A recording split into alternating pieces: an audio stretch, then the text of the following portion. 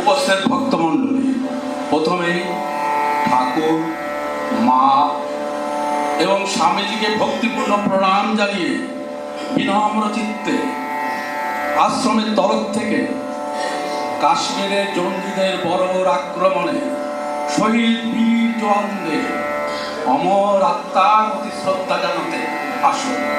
1 minute নীরবতা পালন করি। শুরু হচ্ছে। এবার আশ্রমের বর্তমান সভাপতি শ্রী তপন কুমার ভট্টাচার্য আপনাদের কিছু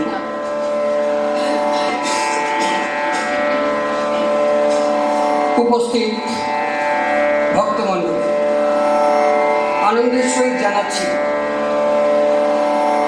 আশ্রমের তরফ থেকে স্বর্গীয় 2 প্রাক্তন সভাপতি শ্রী শ্যামাচরণ লক্ষ্মী এবং গৌরীশঙ্কর লাল, ওনাদের স্মৃতির উদ্দেশ্যে তাদের প্রতি শ্রদ্ধা জানাতে আজকে এই সম্পূর্ণ অনুষ্ঠানটি উৎসর্গ করছি তাদেরই নামে। এবং সাথে সাথে শুরু হচ্ছে আজকের অনুষ্ঠান। বাংলার মাটি, বাংলার জল পূর্ণ হোক হে ভগবান। ঠাকুর রামকৃষ্ণ দেবের 184তম আবির্ভাব মহোৎসবে শেষ লগ্নে আজকে সান্ধ্যকালীন অনুষ্ঠান ভগবান শ্রী শ্রী রামকৃষ্ণ সাক্ষী হিসেবে উপস্থিত সকল ভক্তবৃন্দকে জানাই আনন্দ আশ্রম সমিতির পক্ষ থেকে আন্তরিক অভিনন্দন, প্রীতি ও শুভেচ্ছা। বাংলা 1242-এর 6ই ফাল্গুন, ইংরেজি 1836-এর 17ই ফেব্রুয়ারি, শুক্লা দ্বিতীয়ার ভোরবেলা এই বাংলার পূর্ণভূমি হুগলি জেলার এক অখ্যাত গ্রাম কামারপুকুরে পিতা ক্ষুদিরাম চট্টোপাধ্যায় ও মাতা চন্দ্রমণির গৃহ আলো করে ঢেকিশালে ভূমিষ্ঠ হলেন নবযুগের সম্পূর্ণ ব্যবহারিক উপনিষদ ঠাকুর শ্রী শ্রী রামকৃষ্ণ। ছোটকালে গদাই, শৈশব থেকে কৈশোর মহা আনন্দে কেটে গেল সাদামাটা গায়ে। যৌবনী বাদেই পাড়ি দিলেন দাদা রামকুমার চট্টোপাধ্যায়ের সাথে পড়াশোনার উদ্দেশ্যেই কলকাতা মহানগরীর ঝামাপুকুরের পথে। দাদার তত্ত্বাবধানে শুরু হলো ধর্মীয় ও শাস্ত্রীয় শিক্ষা। একদিন দক্ষিণেশ্বরে পুণ্যবতী রানী রাসমণি তাঁর প্রতিষ্ঠিত মন্দিরে খুঁজে পেলেন মা ভবতারিণীর এই একনিষ্ঠ ভক্তকে। সুযোগ করে দিলেন নিরলস মাতৃ সাধনা। কঠোর সাধনা আর অকৃত্রিম ভক্তিতে দর্শন পেলেন মা ভবতারিণী। গুরুত্বতাপুরী পাঠালেন মা চন্দ্রমণির কাছে। তার এই অস্থিরতা দেখে মা চন্দ্রমণি সংসারের বেড়া জালে ঠাকুরকে আবদ্ধ করে জগৎজননী মা শারদাকে নিয়ে এলেন পুত্রবধূ করে পুণ্যভূমি এই কামারপুকুরে। গৃহী হলেন বটে, কিন্তু সাংসারিক সব সুখ স্বাচ্ছন্দ্যকে বিসর্জন দিয়ে নিষ্কাম সন্ন্যাসীর জীবনকে শ্রেয় বলে মেনে নিলেন। সাধনার নেশায় আবার ছুটে এলেন সনাতন ধর্মের মুখ্যপীঠ এই দক্ষিণেশ্বরের মন্দিরে। কিন্তু নিষ্কণ্টক জীবন ছিল না এই মহান সাধকে। বিরুদ্ধবাদীদের বিদ্রুপ আর বিরোধিতা কখনোই তার পথের অন্তরায় হতে পারেনি। অবিচল নিষ্ঠার কঠোর সাধনায় তাদের বিরোধিতায় উৎসাহিত হয়ে পৌঁছেছেন সাধনার চরম শিখরে। মা ভৈরবের কাছে 32টি তন্ত্র সাধনায় সিদ্ধি লাভ করে হলেন যুগাবতার শ্রী শ্রী রামকৃষ্ণ। এইবার বিলিয়ে দিলেন সমুদ্র মন্থনের সেই দুষ্প্রাপ্য অমৃত। বিভেদ রাখলেন না সাধু আর গৃহীদের মধ্যে। উপনিষদের জ্ঞানকে সাধু আর মুনিষীদের হাত থেকে মুক্ত করে অকাতরে মিলিয়ে দিলেন সাধারণ গৃহী ও ভক্তদের মাঝে। অতি সহজেই সবকিছু সমাধা করলেন 4 যোগের সমন্বয়ে। সাধনা আর সাধনায় লীন হয়ে খুঁজতে লাগলেন ভিন্ন ধর্মের অন্তরাত্মার। খুঁজে পেলেন এক এবং অদ্বিতীয় ঈশ্বরকে, প্রতিষ্ঠিত করলেন নিজেকে সর্বধর্ম সমন্বয়ের জনক রূপে। সর্বধর্ম সমন্বয়ে বিশ্ববাসীকে বাঁধলেন এক সূত্রে, জীবে দয়া নয় শিবজ্ঞানে জীব সেবা। এই মন্ত্রে দীক্ষিত করলেন ভাব শিষ্য নরেনকে। এই মূল মন্ত্রকে পাথেয় করে উপযুক্ত শিষ্য নরেন হলেন স্বামী বিবেকানন্দ। সমর্পণ করলেন নিজেকে মানব কল্যাণে। বিশ্বব্যাপী সনাতন ধর্মের প্রচারে হলেন অতি দীপঙ্কর। বিশ্ব ধর্ম সম্মেলনে বিশ্ব ভ্রাতৃত্বের বীজ বপন করে প্রমাণ করলেন সনাতন ধর্মের শ্রেষ্ঠত্বকে। চেনালেন ঠাকুরকে বিশ্ব দরবারে। সার্থক হলো রানীমার মন্দির প্রতিষ্ঠা, সার্থক হলো ঠাকুরের স্বপ্ন। ধন্য হলো ভারতবাসী, ধন্য হলো বিশ্ববাসী। কিছুক্ষণের মধ্যেই আশ্রমের পরিবেশনায় প্রবীণ এবং নবীন ভক্তদের অক্লান্ত পরিশ্রমে আপনাদের সাক্ষী রেখে পরিবেশন করতে চলেছে আজকের শ্রুতি নাটক ভগবান শ্রী শ্রী রামকৃষ্ণদেবের অমর লীলার অতি সামান্যই অংশ, যেটা ভগবান রূপী সমুদ্রের বিশাল জলরাশির কণিকা মাত্রই। তার প্রতি সমবেত ভক্তিপূর্ণ শ্রদ্ধাঞ্জলি দিয়ে হবে শুভারম্ভ। উপস্থিত ভক্তমণ্ডলীও আমাদের শ্রদ্ধাঞ্জলিতে সামিল হয়ে ভাগীদার হন ঠাকুরের সেই আশীর্বাদে। মায়ের কৃপা মোটা ভাত কাপড়ে কোনোদিনই হবে না রে অভাব। অংশ ঠাকুর রামকৃষ্ণ, সেই তপন তোমার ভট্টাচার্য, রানী রাসমণি শ্রীমতী প্রমিতা দে, মধু শ্রী শুভেন্দু চ্যাটার্জি, পণ্ডিত মশাই রামকুমার শ্রী বিশ্বনাথ দাস, হৃদয়রাম শ্রী আশুতোষ সেন, নরেন শ্রী রামকৃষ্ণ মুখোপাধ্যায়, মা শারদা শ্রীমতী ইতি পাল, মা চন্দ্রমণি শ্রীমতী লীনা দে, মা ভৈরবী চিত্রা ঘোষ, প্রতিবেশী শ্রীমতী রূপী বসু, ভাষ্যপাঠে সুমিত্রা মুখার্জি, সঙ্গীতে শ্রী তপন কুমার ভট্টাচার্য, আবহ সঙ্গীতে শ্রী রাজা ব্যানার্জি, তবলা সঙ্গতে শ্রী সমীর ঘোষ, শব্দ সংযোজনায় শ্রী গোপাল ব্যানার্জি এবং শ্রী অভিজিৎ বসু, ব্যবস্থাপনায় শ্রী উদয় চাঁদ দে, শ্রী দেবশঙ্কর বসু মল্লিক, শ্রী শশাঙ্ক শেখর হাজরা ও শ্রী অমল দাস ও শ্রী হৃদয় রবি দাস, নাট্যরূপ ও পরিচালনায় শ্রী সুশীল রঞ্জন কুণ্ডু। আজকে শ্রুতি নাট্যানুষ্ঠান ভগবান শ্রী শ্রী রামকৃষ্ণ। শ্রদ্ধাঞ্জলি।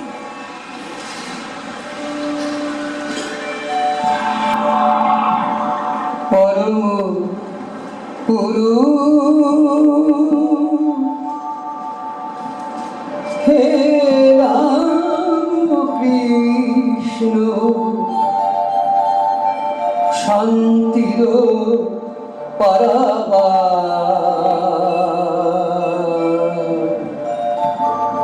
করুণা করিয়া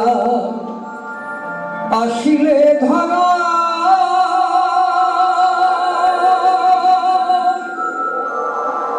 তুমি যুগ অবতার,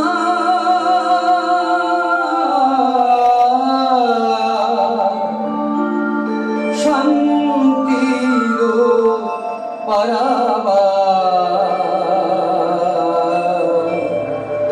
শান্তির পারাবার, পরম পুরুষ হে রামকৃষ্ণ, শান্তির পারাবার, করুণা করিয়া আসিলে ধরায় তুমি যুগ অবতার, শান্তির পারাবার, শান্তির পারাবার।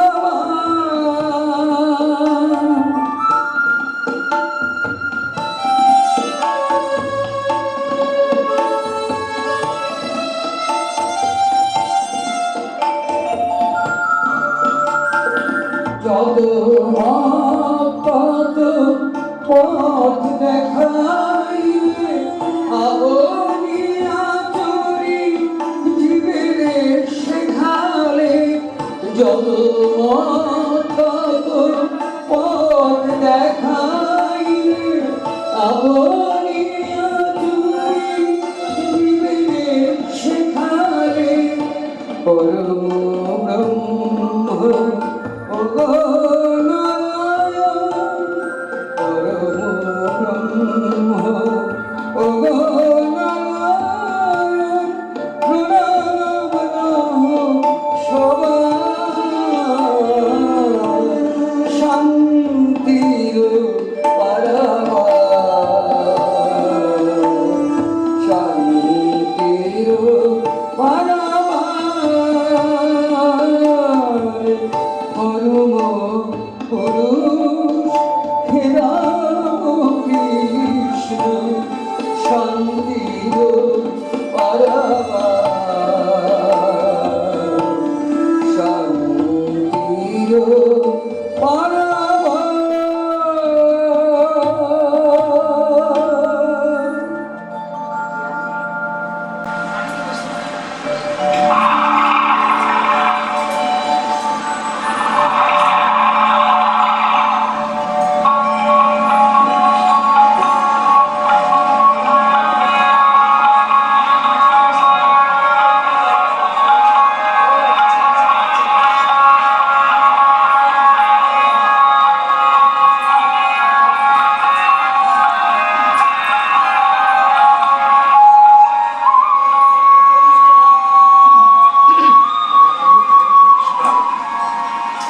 মধু, মধু, জানি মা।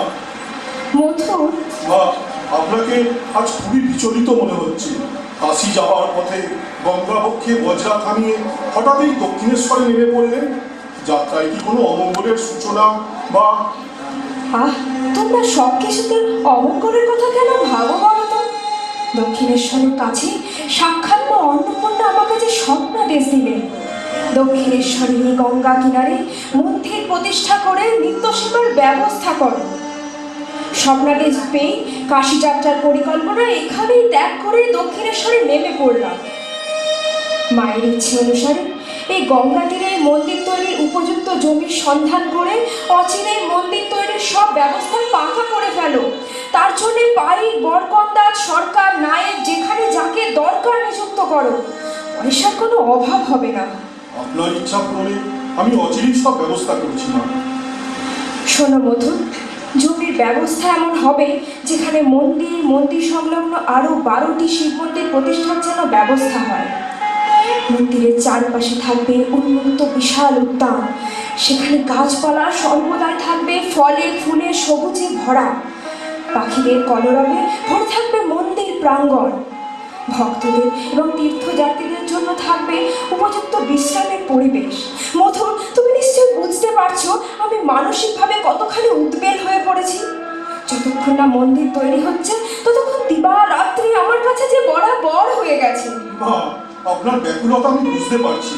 আপনি নিজেকে যখন এতখানি সমর্পণ করতে পেরেছেন তখন মহামায়ার কৃপায় আপনার স্বপ্ন নিশ্চয়ই সফল হবে। দক্ষিণেশ্বরের শান্ত পরিবেশ আর অতুলনীয় প্রাকৃতিক সৌন্দর্য যেন আমাকে পিছু টানছে। একদিকে তত্তর করে বয়ে চলেছে গঙ্গা, তীরে বড় বড় সব গাছ। আহা, মন্দির প্রতিষ্ঠা এর চেয়ে আর উপযুক্ত জায়গা কি হতে পারে মধু? মা, আপনি সত্যিই ভাগ্যবতী। মা স্বয়ং যখন আপনাকে স্বপ্নাদেশ দিয়েছেন তখন এই শুভ কাজে বিলম্ব মোটেই হবে না। তাহলে বজরা নিয়ে আমি এক্ষুনি কলকাতা ফিরছি। কাজের অগ্রগতি নিয়মিত নিশ্চয়ই জানাবে। মা, আপনি আমার উপর ভরসা রাখুন। অচিরেই আপনার মনস্কামনা আমি পূর্ণ করবই। তবে তাই হোক মধু। উকিল বাবু এসেছে মোকদ্দমার কাগজপত্র নিয়ে, ওনাকে কি বলবো? বলো নায়েব মশাইকে সব বুঝিয়ে দিতে, তারপর মথুর এলে সব দেখে নেবে। আগে রাখে না। মথুরের কোনো খবর পাচ্ছি না, বুঝতে পারছি না পুরো কাজ সমাধা হলো কিনা। মা, মা, আমি এসে পড়েছি। এই যে, হ্যাঁ বলো, আমি তো তোমার দেরি দেখে ভীষণ চিন্তিত হয়েছিলাম। বলো এবার তোমার কাজের অগ্রগতি কি? মা, শাস্ত্রীয় বিধান অনুযায়ী মন্দির সম্পূর্ণ। এখন শুধুমাত্র মূর্তি তৈরি হলেই প্রতিষ্ঠার কাজ সম্পন্ন হতে পারে। বাহ, খুব খুশি হয়েছি মধু। এইবার তুমি মূর্তি কতদূর হলো সেটা দেখো। মূর্তি তৈরি হলে প্রতিষ্ঠা করতে মোট কাল বিলম্ব করব না। মা, একবার প্রতিষ্ঠার আগে মন্দির দর্শন করলে আমার মনে হয় খুবই ভালো হতো। বিধান অনুযায়ী সবকিছুই তো ঠিকঠাক আমি করার চেষ্টা আপ্রাণ চালিয়ে যাচ্ছি। তবুও কোথাও কোনো কিছুর যদি ত্রুটি থাকে। দেখো মধু, আমি তার জন্য চিন্তিত নই। এত বড় কাজে কিছু ত্রুটি তো থাকতেই পারে। মায়ের ইচ্ছে সব ঠিক হয়ে যাবে। এখন তোমার প্রধান কাজ প্রতিষ্ঠায় পুরো আয়োজনে ব্রতী হওয়া। আমি ইতিমধ্যেই পূজারীর সন্ধান শুরু করেছি মা। শাস্ত্রীয় বিধান নিয়ে আলোচনার জন্য পণ্ডিতদের খবরও পাঠিয়েছি। আশা করছি আপনার সাথে আলোচনার জন্য ওনারা শীঘ্রই আসবেন। দিন ধার্য হলে আপনার কথা মতো অনুষ্ঠানের সব ব্যবস্থা পাকা করে দেব মা। তবে এই মন্দির প্রতিষ্ঠা এবং নিত্য সেবার পূজারী নিয়ে ব্রাহ্মণদের মধ্যে ভীষণ মত পার্থক্য চলছে। যতদূর আমি আমার লোক মারফত শুনতে পেয়েছি। তাদের মত পার্থক্যের কারণ? মা, কৈবর্ত সম্প্রদায়ের মন্দির প্রতিষ্ঠা বা নিত্য সেবা কোনোটাই সম্ভব নয়। তবে উপায়? মা, আপনি একদম চিন্তা করবেন না। মায়ের ইচ্ছে দেখবেন সব ঠিক হয়ে যাবে। তাই যেন হয় মধু। মায়ের মূর্তি প্রতিষ্ঠা না হওয়া পর্যন্ত যেন আমি কিছুতে আমার আবেগকে সংবরণ করতে পারছি না। চন্দ্র, সূর্য, গ্রহ, তারা সব যেমন সত্য, ঠিক তেমনি আপনার ঈশ্বর ভক্তিও সত্য। ঈশ্বর ভক্তি মানুষকে করে তোলে উঠলেন। সেই হাওয়ায় মানুষ ভেসে চলে ভক্তির সাগরে, খুঁজে বেড়ায় নিজেকে কস্তুরী মৃগের মতো। তখন থাকে না আর দিবারাত্রির মামুলি ইচ্ছা। ভক্তির মহিমা আপনাকে ঠিক করে তুলেছে বিবশ। এখন উপলক্ষর চেয়ে লক্ষ্যই হলো আপনার একমাত্র ধ্যান ও জ্ঞান। সেই লক্ষ্যে পৌঁছবার অন্তিম মুহূর্তে আপনার আবেগ বা উদ্বেলতা ওই পদ্মাহীন হরিণের মতো অনন্ত বেগে ধাবিত হচ্ছে দক্ষিণেশ্বর নামক নতুন বারাণসীর পথে। মধু, তুমি ঠিকই ধরেছ। মা অন্নপূর্ণার স্বপ্নাদেশ যেন সব সময় আমার কানে বাজছে। সময় সময় কি মনে হয় জানো, এই অপরূপা পৃথিবীর হাজারো মহিষীকে ছেড়ে মা আমাকে কেন বেছে নিলেন? আমার কর্মফল কি এতই ভালো, না নাকি পূর্বজন্মের কোনো পাপের বোঝা থেকে মুক্তি দিতে আসছেন মা? খুব ভয় হচ্ছে মধু, মায়ের ইচ্ছে পূরণ করতে পারবো কিনা। মা, আপনি সত্যি সত্যি সাক্ষাৎ মহিষী, সাক্ষাৎ অন্নপূর্ণা। আপনার বিয়ে এসে কেউ ফেরে না অভুক্ত হয়ে। ধনী দরিদ্রের মাঝে রাখেননি কোনো ভেদারে। জাতপাতের হিসেব নিয়ে নেই কোনো মাথা ব্যথা। অবিচার, অনাচার বা অন্ধ কুসংস্কারের ছিলেন আপনি ঘোর বিরোধী। অসংখ্য নিরাশ্রয়কে দিয়েছেন আশ্রয়, শরণাপন্নকে শুনিয়েছেন অভয় বাণী। সবকিছু তো মায়ের লীলা। তাই মাও তো মেয়ের কাছে কিছু আশা রাখেন। তোমার কথাই যেন সত্য হয়। ভগবানের কাছে এটাই প্রার্থনা করো, জীবনের শেষ দিন পর্যন্ত যেন এমনিভাবেই দরিদ্র নারায়ণরূপী ভগবানের সেবা করতে পারবে। জয় বাবু, জয় বাবু, জামাপুকুরের টোলে পণ্ডিত মশাই এলেন, আপনার সাথে দেখা করতে চান।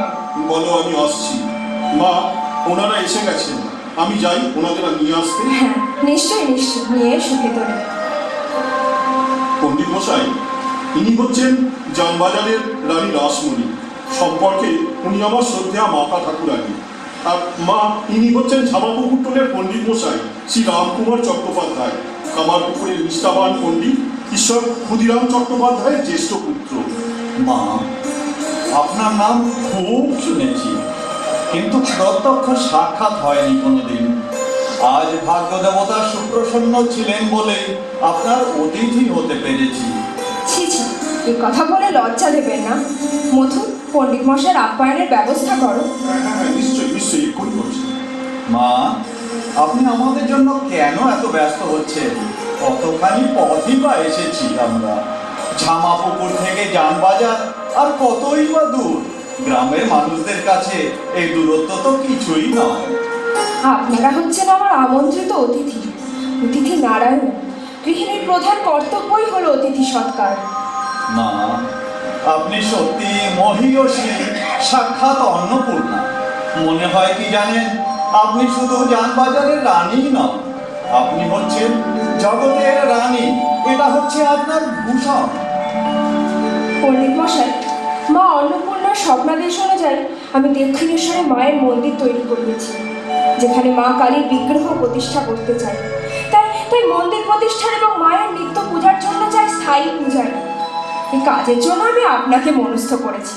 এখন শুধু আপনার সম্মতির অপেক্ষায় আছি। মা, আপনি আমাকে যে দায়িত্ব দিতে চাইছেন তার জন্য আমি কৃতজ্ঞ এবং গর্বিত। আমি নিষ্ঠার সাথে আপনার মনস্কামনা নিশ্চয়ই পূর্ণ করব। পণ্ডিত মশাই, তাহলে পঞ্জিকা দেখে মন্দির প্রতিষ্ঠার শুভ দিন ধার্য করুন। হ্যাঁ হ্যাঁ মা, আমি এক্ষুনি দেখছি। এটা হচ্ছে বাংলার 1262 সাল। হ্যাঁ হ্যাঁ হ্যাঁ হ্যাঁ, পেয়েছি পেয়েছি। 12ই জ্যৈষ্ঠ, স্নান যাত্রার দিন। খুবই শুভ। ওই দিনই চান্ত প্রতিষ্ঠান কাজ হতে পারে। বাহ, শুভস্য শীঘ্রম। তাহলে আপনি কাল বিলম্ব না করে ওই দিনই করে ফেলুন। এখন আপনি শাস্ত্র বিধান অনুযায়ী কি কি করতে হবে সেটা একটু বলুন। আপনার নামে মন্দির প্রতিষ্ঠা করা যাবে, কিন্তু শাস্ত্রীয় বিধান অনুযায়ী আপনার মন্দিরে অন্ন ভোগ তো দেওয়া চলবে না। তাহলে উপায়? হ্যাঁ, উপায় অবশ্যই আছে। কোনো ব্রাহ্মণের নামে মন্দির প্রতিষ্ঠা করলে অন্ন ভোগ দিতে আর কোনো বাধা নেই। তাহলে আমার কুলগুরুর নামে মন্দির প্রতিষ্ঠা করুন। তাহলে তো শাস্ত্রীয় বিধান মেনে নিতে কোনো বাধা থাকছে না। বেশ বেশ, তাই হবে মা। পণ্ডিত মশাই, আপনার সাথীকে তো ঠিক চিনতে পারলাম না। ও ও হচ্ছে আমার ভাগ্নে হৃদয়রাম। ছোট ভাই গদাইও এখন আমার কাছেই থাকে। কত করে বললাম চল যানবাজার, কিছুতেই আনতে পারলাম না। ভয় যদি ওকে কোনো পূজার দায়িত্ব দিই। আশা করি পূজা পাঠে এরাও বিশেষভাবে অভ্যস্ত। হ্যাঁ, গদাইকে কয়েক বাড়িতে পূজার ভার দিয়েছি। তাছাড়া রামায়ণ, মহাভারত আর পুরাণের কাহিনীও মুখস্থ। যাদের বাড়ি পূজা করতে যায় তারা সবাই ওর পূজা পাঠে খুবই খুশি। আর মুশকিল কি জানেন, ওর আবার এসব চলিত প্রথায় মোটেই রুচি নেই। ওকে নিয়ে যে কি করব সময় সময় তাই ভাবি। চিন্তা করবেন না, ঈশ্বর ভক্তি যখন আছে তখন ঠাকুরের ইচ্ছে সব ঠিক হয়ে যাবে। মন্দির প্রতিষ্ঠার দিন ভাইকে নিয়ে আসবে। আমার ইচ্ছে ওকে আমি রাধা গোবিন্দ মন্দিরের নিত্য সেবার দায়িত্ব দেব। হ্যাঁ হ্যাঁ, এ তো অতি উত্তম প্রস্তাব। এখন রাধা গোবিন্দের যদি দয়া হয় তবেই হবে। ওর মতিগতি যে কখন কি হয় তা একমাত্র ঈশ্বরই জানেন। আমার তো বয়স হচ্ছে, দেশে মা আছে, রঘুবীরের নিত্য সেবা আছে। একা আমি আর পেরে উঠছি না। এখন ও যদি একটু হাল ধরে তবে একটু স্বস্তি পায়। কি গো হৃদয়রাম, মন্দির প্রতিষ্ঠার পর তোমাকে এবং ছোট মামাকে বড় মামার সাথে দক্ষিণেশ্বরেই থাকতে হবে। কথায় বলে মামা থাকলে যেখানে বিপদ নেই সেখানে। কি গো, যাবে তো? নিশ্চয়ই যাবো। যাবো না আবার? এই কলকাতা আর ভালো লাগছে না। কেমন যেন বাধা বাধা লাগে। একেবারে হাঁপিয়ে উঠেছি। নেই সেই কামার পুকুরের মাঠ ঘাট, না আছে ছোটকালের সঙ্গী সাথী। কেমন যেন খাট ছাড়া লাগে, তাই না মামা? ভেবেছিলাম ছেলেটি বড্ড লাজু, পণ্ডিত মশাইয়ের জন্য বোধহয় মুখ খুলছিল না। এখন দেখছি কেঁচো খুলতে গিয়ে তো সাপ বেরোচ্ছে। কে বলবে এদের ভয়ের ছেলে? এই বুঝতেই পারছেন, ওরা হচ্ছে চোরে চোরে মাছ দুটো ভাই। দুজন হচ্ছে দুজনার প্রাণের বন্ধু। একজন আর একজনকে ছাড়া চলে না। আবার দেখুন দুটোতে মিলে ঝগড়াও করবে। না মামা, আমি কিছু করিনি। ওই গদাই মামাই বলছিল কলকাতার ভালো লাগছে, চল চলে যাই গাঁই। এখানে না আছে কেষ্টযাত্রা, না আছে গাজনের মেলা, না আছে ফাঁকা মাঠ। বাবা, এটি তো বললি না, থাকলেই যে আমি পড়তে বলবো। ছি, ওই সব কথা আবার বলা যায় নাকি?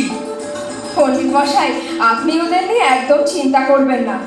ভাইয়ের মধ্যে যখন এত ঈশ্বর ভক্তি, আমার মন বলছে এই ছেলে একদিন অসাধ্য সাধন করবে, হবেন একজন অসাধারণ পুরুষ।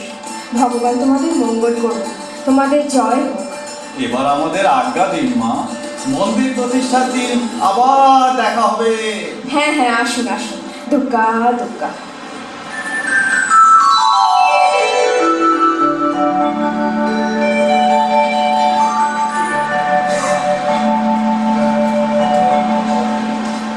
আরে গোবিন্দ, আরে ডাক, আরে ডাক, তোরা সব কোথায়? তারা হ্যাঁ। ব্যবস্থা করো সব। ও কলেজ ফলেজ ওদের লাগিয়ে দেওয়া আছে। সমস্ত মন্দির গঙ্গা জল ধুয়ে দিয়েছি। আচ্ছা, আর ঈদে মন্দির প্রতিষ্ঠার সব আয়োজন পুরো হয়েছে তো? হ্যাঁ বাবু, সব আয়োজন করে রেখেছি। তাহলে পণ্ডিত মশাই প্রতিষ্ঠার কাজ এবার শুরু করুন। হ্যাঁ হ্যাঁ মা, আমি শুরু করছি। ওম শ্রীমদ্দক্ষিণা কালিকায় নমঃ। এষো সদাশিব মহাপ্রেত পদ্মাসনায় নমঃ। কালী কালী মহাকালী কালিকে পাপহারিণী। ওম সর্বমঙ্গল মঙ্গলে শিবে সর্বার্থ সাধিকে শরণ্যে ত্র্যম্বকে গৌরী নারায়ণী নমস্তুতে। ओम सृष्टि स्थिति विनाशानं शक्तिभूते सनातनी गुणाश्रये गुणमयी नारायणी नमस्तुते। ओम करालवदनं घोरं मुक्तकेशिं चतुर्भुजां कालिकां दक्षिणां दिव्यां मुण्डमाला विभूषिताम्।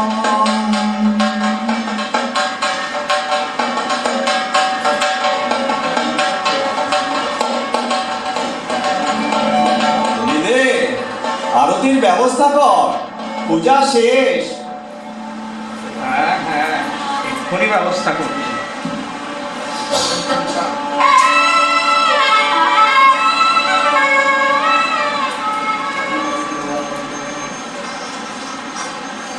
হৃদয়, মায়ের ভোগ নিবেদন হয়ে গেছে, এবার নিয়ে যাও। উপস্থিত সবাইকে প্রসাদ দেবে। মধুর, তুমি কিন্তু বিশেষভাবে দেখবে আজ কেউ যেন অভুক্ত অবস্থায় ফিরে না যায়। হ্যাঁ হ্যাঁ, এক্ষুনি নিয়ে যাচ্ছি। প্রসাদ সবাইকে দাও। হ্যাঁ, প্রসাদ সবাইকে দিচ্ছি। নমস্কার। উপস্থিত ভক্তমণ্ডলীর প্রতি বিশেষ আবেদন, আপনারা কেউ আজ অভুক্ত অবস্থায় যাবেন না, প্রসাদ নিয়েই যাবেন। এখন রানীমা আপনাদের উদ্দেশ্যে কিছু বলবেন। বলুন রানীমা। উপস্থিত ভক্তমণ্ডলী, মা ভবতারিণীর আশীর্বাদ নিয়ে আপনাদের উদ্দেশ্যে বলছি। আজ 12 জ্যৈষ্ঠ, বাংলার 1262 সাল। এই শুভ দিনে আপনারা, বিশেষ করে দক্ষিণেশ্বরবাসীরা যারা এই শুভ অনুষ্ঠানে উপস্থিত আছেন, আমি সবাইকে জানাই আমার আন্তরিক কৃতজ্ঞতা, প্রীতি ও শুভেচ্ছা। মায়ের কাছে প্রার্থনা করছি আপনাদের সুখ ও সমৃদ্ধি। ভগবান আপনাদের মঙ্গল করুন। আপনাদের উপস্থিতিতে আজ এত দিন পর আমার মনস্কামনা পূর্ণ হলো। আপনারা এই মন্দির তৈরির ব্যাপারে যেভাবে আমাকে সাহায্য করেছেন তার জন্য আমি ব্যক্তিগতভাবে আপনাদের জানাই আমার কৃতজ্ঞতা। আজ থেকে এই মন্দির সংলগ্ন শিব মন্দির, উদ্যান সব আপনাদেরই নামে উৎসর্গ করলাম। আশা করব সনাতন ধর্মের রক্ষা এবং আধ্যাত্মিক সাধনার মুখ্য পীঠ হিসাবে এই মন্দির হবে জাতির গৌরব। সকলকে আজ আমি কিভাবে ধন্যবাদ জানাবো ঠিক বুঝে উঠতে পারছি না। এই কথাটা বলছে, আমরা বিশেষভাবে দক্ষিণেশ্বরবাসীরা আজ ভীষণ খুশি। এতদিন পর আমাদের বাসনা পূর্ণ হলো। বিশেষ করে মহিলা ভক্ত, ধারে কাছে তেমন কোনো ভালো মন্দির ছিল না যেখানে মহিলারা নিরাপদে পুজো পাঠ করতে পারে। জাত মন্দির প্রতিষ্ঠা হওয়াতে বিশেষ করে মহিলা ভক্তদের যে আপনি কতখানি উপকার করলেন তার জন্য আমরা মহিলারা বিশেষভাবে কৃতজ্ঞ ও ঋণী। এখন থেকে আমি এখানে বেশিরভাগ সময় থাকবো। আপনাদের পুজো পাঠে কোনো রকম বিঘ্ন এলে আমাকে সত্তর জানাতে দ্বিধা করবেন না। তার জন্য সকল নির্দেশ আমি দিয়ে দেবো। রানীমা, আমরা এখন পুরো মন্দির এবং উদ্যানটা একটু ঘুরে না দেখলে যেন মন ভরছে না। সে তো নিশ্চয়ই, আপনাদের তৃপ্তি আমার তৃপ্তি। আপনারা যখন খুশি হয়েছেন তখন আমি ধরে নিলাম মায়ের স্বপ্নাদেশ আমি পালন করতে পেরেছি। তাহলে এবার আমাদের আপনি আজ্ঞা দিন। নিশ্চয়ই, অন্য কাউকে নিয়ে যেতে ভুলবেন না কিন্তু। হ্যাঁ, নিশ্চয়ই নিশ্চয়ই আসবো রানীমা। হৃদয়, গদাইকে কেন দেখছি না? কি হলো পণ্ডিত মশাই, ভাইকে কেন দেখছি না? ওর কথা আর বলবেন না। ওর মন হলে কখন কি যে করে আর কি যে করে না তা বলাই মুশকিল। হয়তো দেখুন গঙ্গা তীরে বসে মন খুলে গান গাইছে। এতদিন পর খোলামেলা জায়গা পেয়ে পাখির মতো উড়ে বেড়াচ্ছে। হৃদয়, ওকে ডেকে নিয়ে এসো। কৃষ্ণ বিনে যেমন বকুল অন্ধকার, তেমনি গদাই বিনে যে মন্দির অন্ধকার। ওকে না দেখলে যেন আমার মন ছটফট করে। কে জানে অভুক্ত অবস্থায় কোথায় বসে আছে। মা, চলুন রাধা গোবিন্দর মন্দির দর্শন করতে। সেখানে সবাই নিশ্চয়ই অপেক্ষা করছে। আপনি না গেলে অন্নভোগ নিবেদন হবে না। তাছাড়া ব্রাহ্মণ ভোজন, সাধু সন্তদের সেবা। হ্যাঁ হ্যাঁ, সেখানে তো যেতেই হবে। তাছাড়া তাছাড়া গৃহ দেবতা বলে কথা, তার আশীর্বাদ তো নিতেই হবে। চলো মধু, দিদে তুমি গদাইকে নিয়ে এসো। রাধা গোবিন্দের পুজো পাঠ সেরে আমি এখানেই আসছি। গলায় যে ঠাকুরের গান শুনবো। চলো পণ্ডিত মশাই, চলো মধু। চিন্তা বই তারা আমার চিন্তা করেছ কি? চিন্তা বই তারা আমার চিন্তা করেছ কি?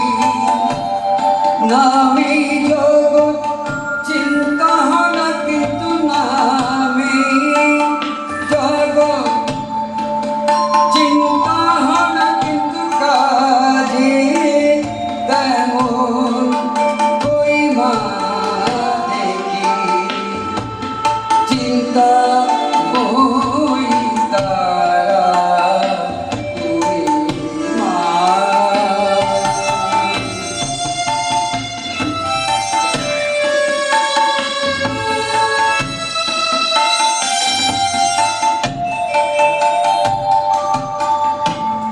প্রভাতে দাও তো চিন্তা, মধ্যাহ্নে দাও জঠর চিন্তা।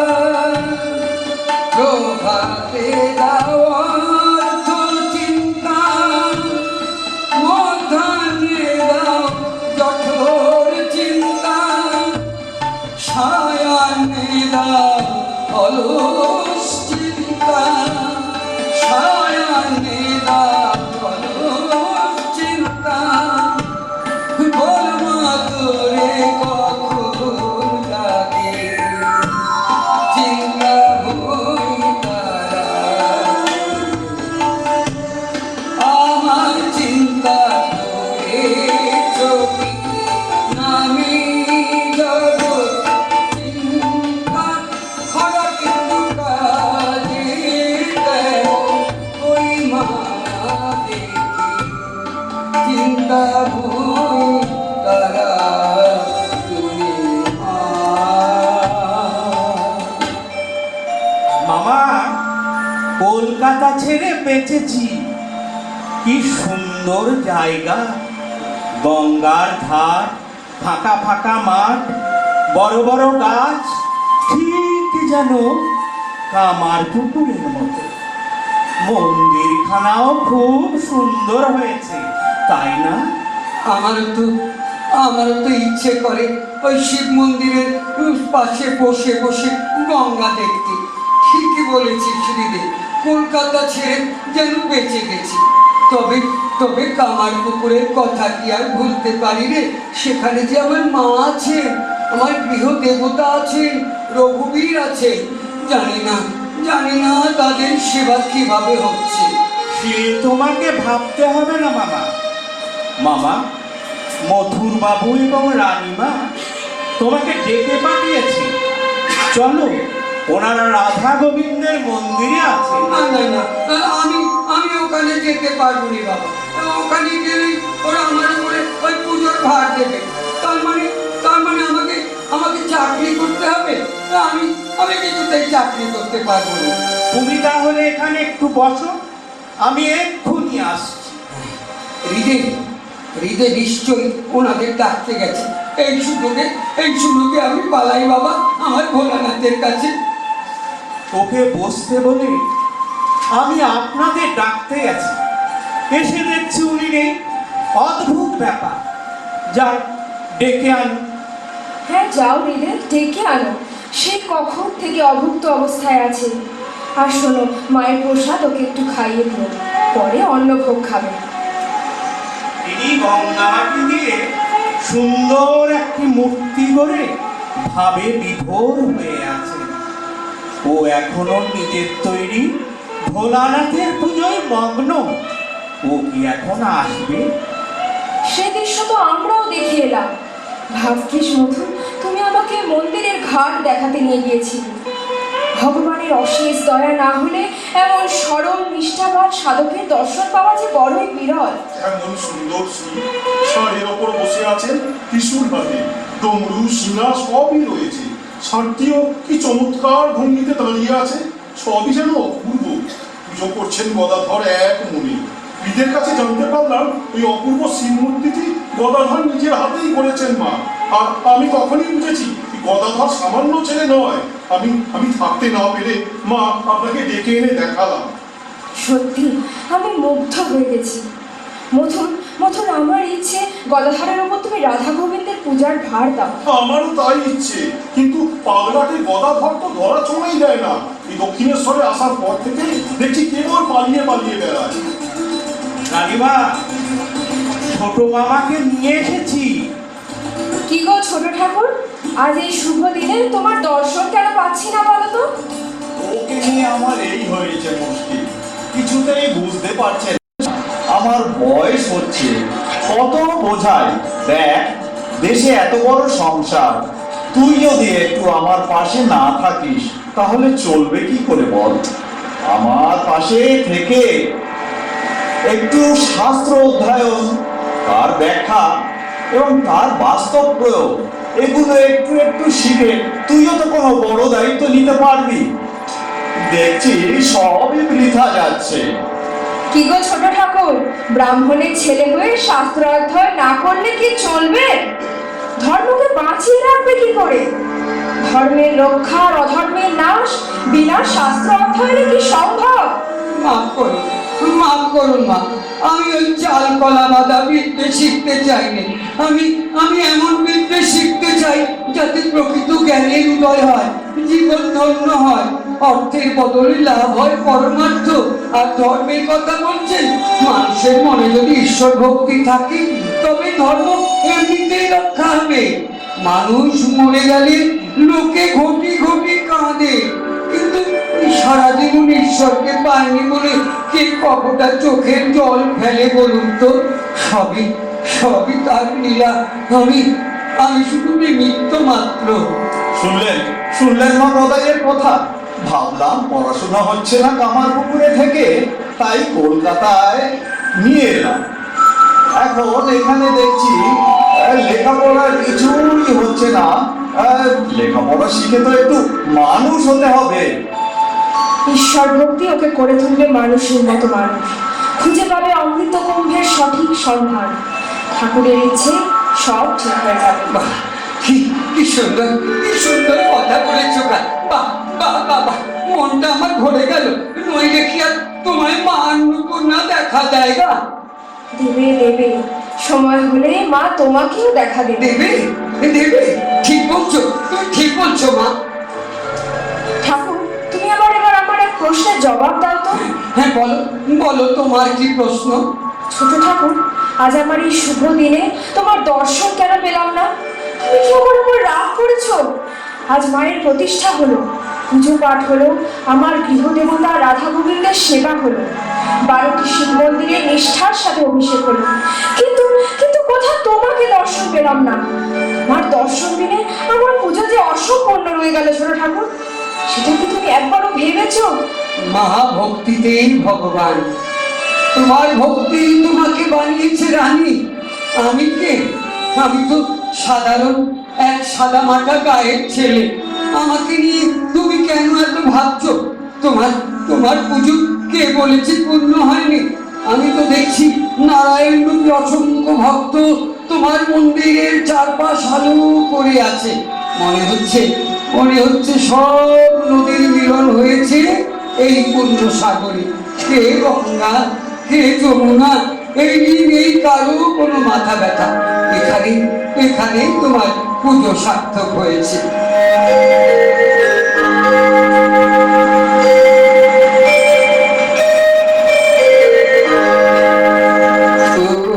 নাকি মা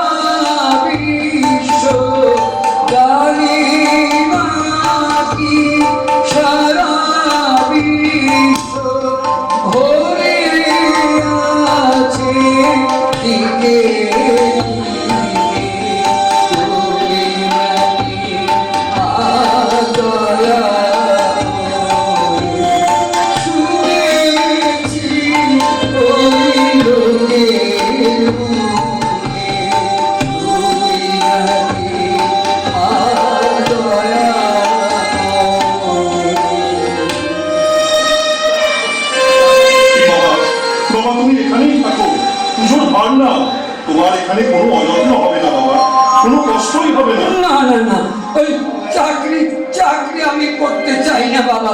তার উপরে ওই মন্দিরের ঐশ্বর্য আর ধুমধাম আমার ভালো লাগে। আমি আমি ওই নির্জন গঙ্গার ধারী ভালোবাসি। খুঁজে পাই নতুন বারাণসী। দেখ গদাই, মার যখন এত ইচ্ছে, তুই মায়ের কথা তো একবার রাখ। বুঝতেই তো পারছিস, আমারও তো বয়স হচ্ছে, মাও গ্রামে একা পড়ে আছে। তুই যদি একটু না বুঝিস তাহলে চলবে কি করে বল? ভক্তের মনে ব্যথা দিতে নেই রে গদাই। না না না, ওই ঠাকুরের গায়ে অনেক দামি দামি গয়না, এসবের ঝুঁকি আমি নিতে পারবো না বাবা। তবে সে ভার যদি ওই হৃদয়রাম নেয়, তবে আমি পুজো করতে পারি। ঠিক আছে, জিনিসপত্রের জন্য দায়ী থাকবে হৃদয়রাম, আর গদাধর করবেন গোবিন্দজির পুজো। গোবিন্দের অনুগ্রহ না হলে কি আর এমন স্মরণ নিষ্ঠাবান পূজারি জোটে? গোবিন্দ বিগ্রহ যেন আজ আনন্দ আর আগ্রহে জীবন্ত হয়ে গেলেন। চলুন ওইদিকে ভোগ করি। দরিদ্র নারায়ণের সেবা এবং বস্ত্রদানের সময় যে হয়ে গেল। চলুন পণ্ডিত মশাই, চলো ছোট ঠাকুর। দরিদ্র নারায়ণের সেবায় যে তোমাদের সকলকেই হাত লাগাতে হবে।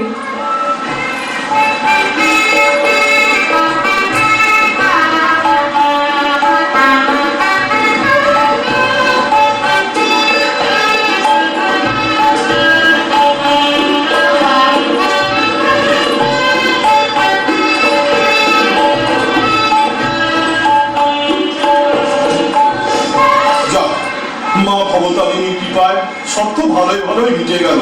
মা, আপনাকে বড্ড ক্লান্ত দেখাচ্ছে। এই কয়দিনের ধকল এখনো ঠিক কাটিয়ে উঠতে পারেননি, আর বিশ্রামও পুরো হয়নি। তাই আপনার এখন বিশ্রামের অত্যন্ত প্রয়োজন। আপনার মনস্কামনা পূর্ণ হয়েছে। এবার চলুন যানবাজারে। এখানে থাকলে আপনি মন্দির নিয়ে বড্ড বেশি জড়িয়ে পড়ছেন। তুমি ঠিকই বলেছ মধু, কিন্তু কলকাতা গিয়েও যে শান্তি পাবো না। দক্ষিণেশ্বর যে আমাকে পিছু টানবে। তা অবশ্য সত্যি, কিন্তু শরীরটাকেও তো দেখতে হবে মা, নইলে তো ওই দিকটাও সব নয়ছয় হয়ে যাবে। ঠিক আছে, তুমি কলকাতা যাওয়ার সকল ব্যবস্থা সেরে ফেলো। রানীমা, সেবাইতের হাত থেকে পড়ে রাধা গোবিন্দের পা ভেঙে গেছে। কি সর্বনাশ! কি করে হলো? মধু চলো। এখন আমি কি করি? যে আমার গৃহ দেবতা, আমি যে অমঙ্গলের সূচনা পাচ্ছি। মধু, তুমি পণ্ডিতদের বিধান নাও। রামকুমার বাবু তো একটু বিশেষ কাজে কামারপুকুরে গেছেন, মন্দিরের পুজোর আগেই চলে আসবেন বলেছেন, তাই ওনার বিধান তো নিতে পারলাম না। তবে অন্যান্য পণ্ডিতদের বিধান হলো ওই ভাঙা মূর্তি পূজা হবে না, মূর্তি গঙ্গায় ভাসিয়ে দিয়ে নতুন মূর্তি প্রতিষ্ঠা করতে হবে। সে কি কথা? আমার যে বড় ভয় হচ্ছে মধু। এ যে আমার প্রাণীর দেবতা, আমার প্রতিষ্ঠিত গৃহ দেবতা। একে বিসর্জন দিলে আমার ঘর যে শূন্য হয়ে যাবে মধু। আমি কাকে নিয়ে বাঁচবো বলো? পণ্ডিতদের কথা যে আমার ভালো লাগছে না। ছোট ঠাকুর কোথায় রে?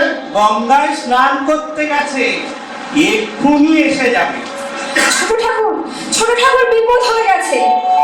আজ সেবকের হাত থেকে পড়ে রাধা গোবিন্দের পা ভেঙে গেল। পণ্ডিতদের বিধান ভাঙা মূর্তি পূজা হবে না, গঙ্গায় ভাসিয়ে দিয়ে নতুন মূর্তি প্রতিষ্ঠা করতে হবে। এখন কিছু একটা উপায় করতে হবে ছোট ঠাকুর। কি কথা বলছো গো? অমর মূর্তি গঙ্গায় ভাসিয়ে দেবে কেন গা?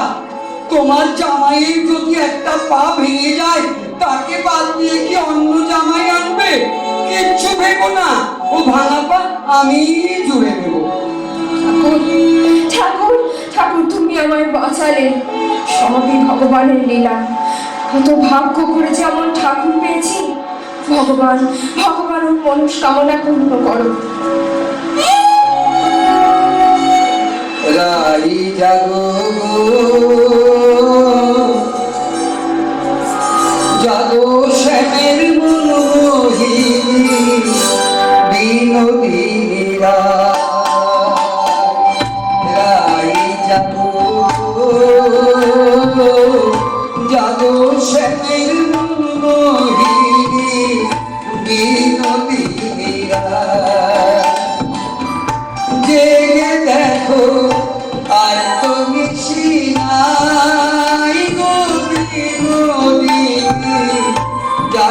শ্যামের মন মোহিনী বিনোদিনী রায় জাগো জাগো শ্যামের মন মোহিনী বিনোদিনী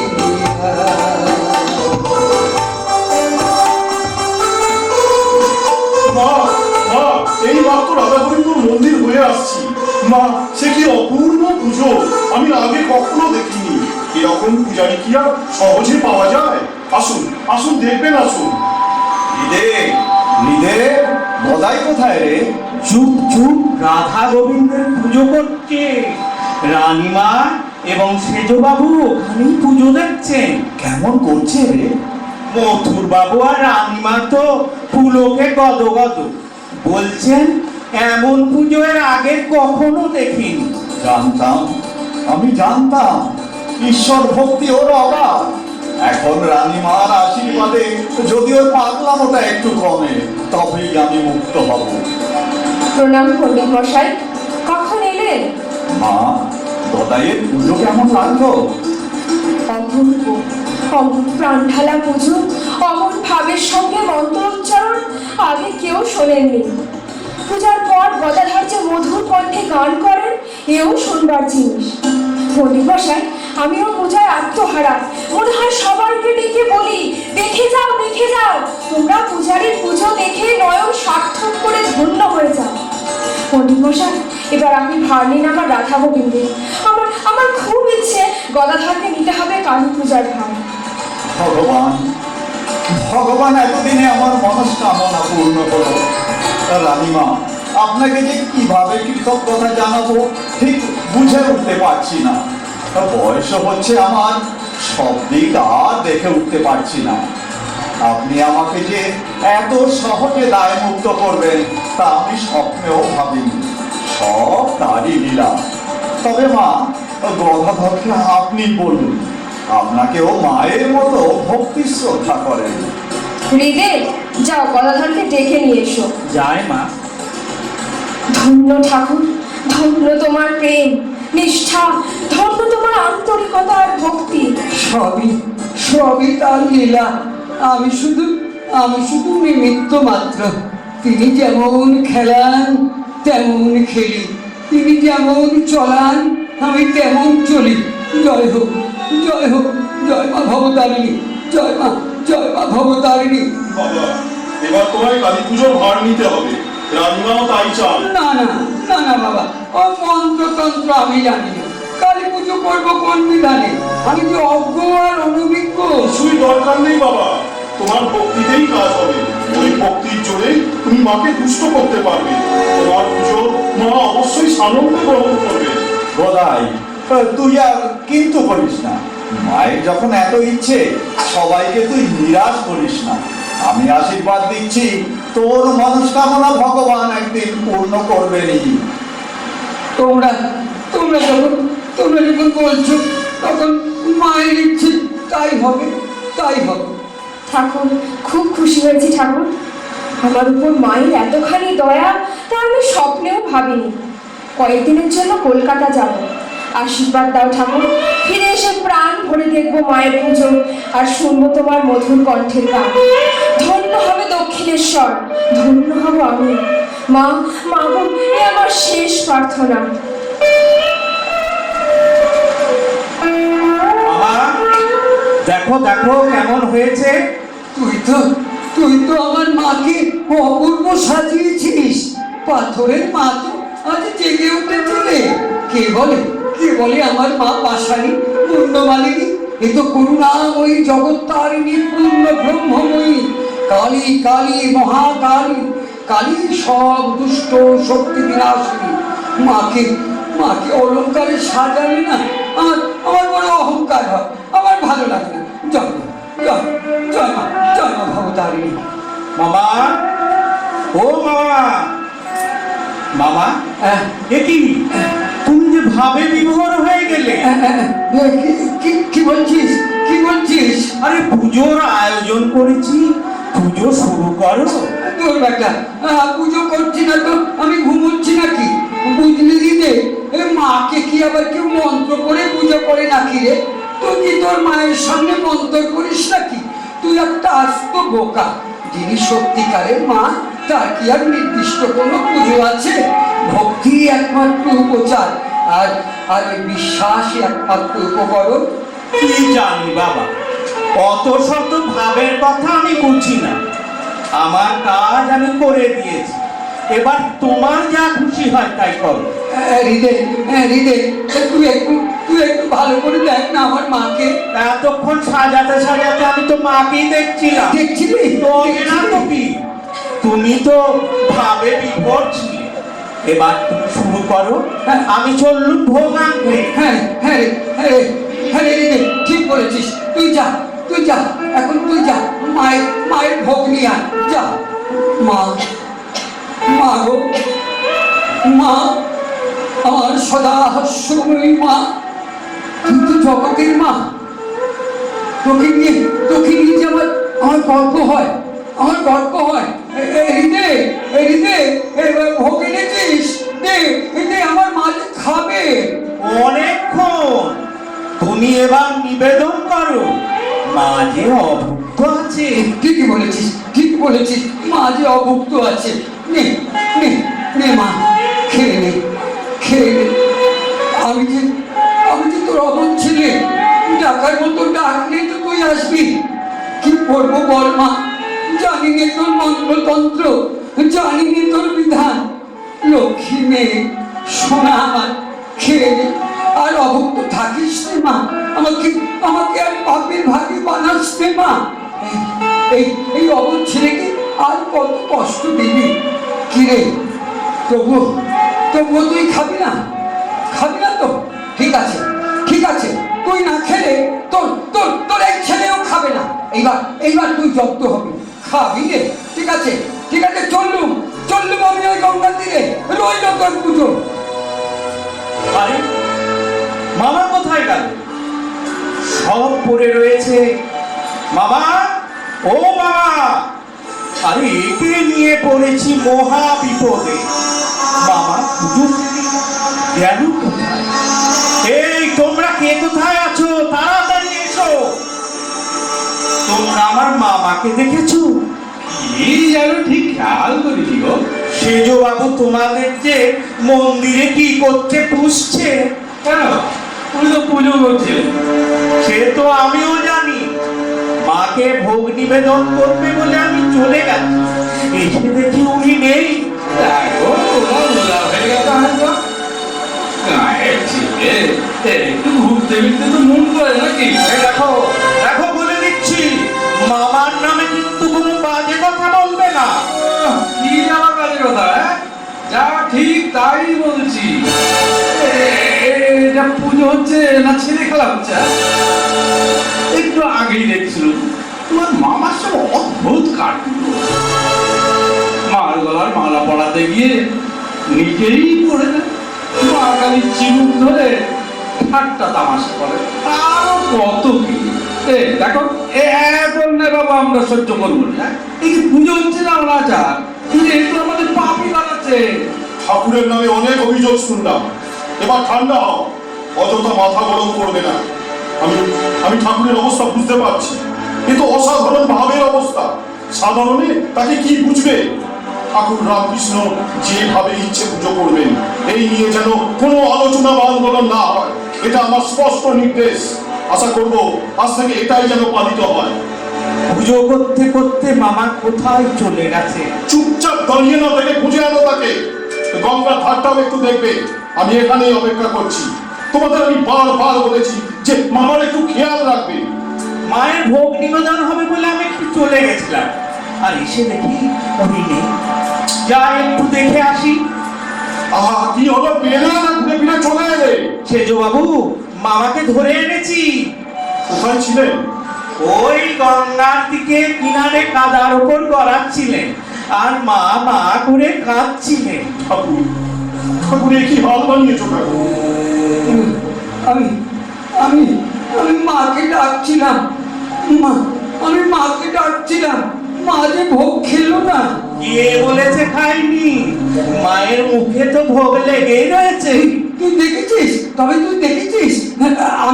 আমি তো দেখলাম না। তুমি দেখবে কেমন করে? তুমি তো ভাবে বিভোর হয়েছিলে। না, আমার রানী মা আমায় বলেছে দেখা দেবে, নিশ্চয়ই দেখা দেবে। চলো মামা, অনেক বেলা হয়েছে, চলো। খাবে তো?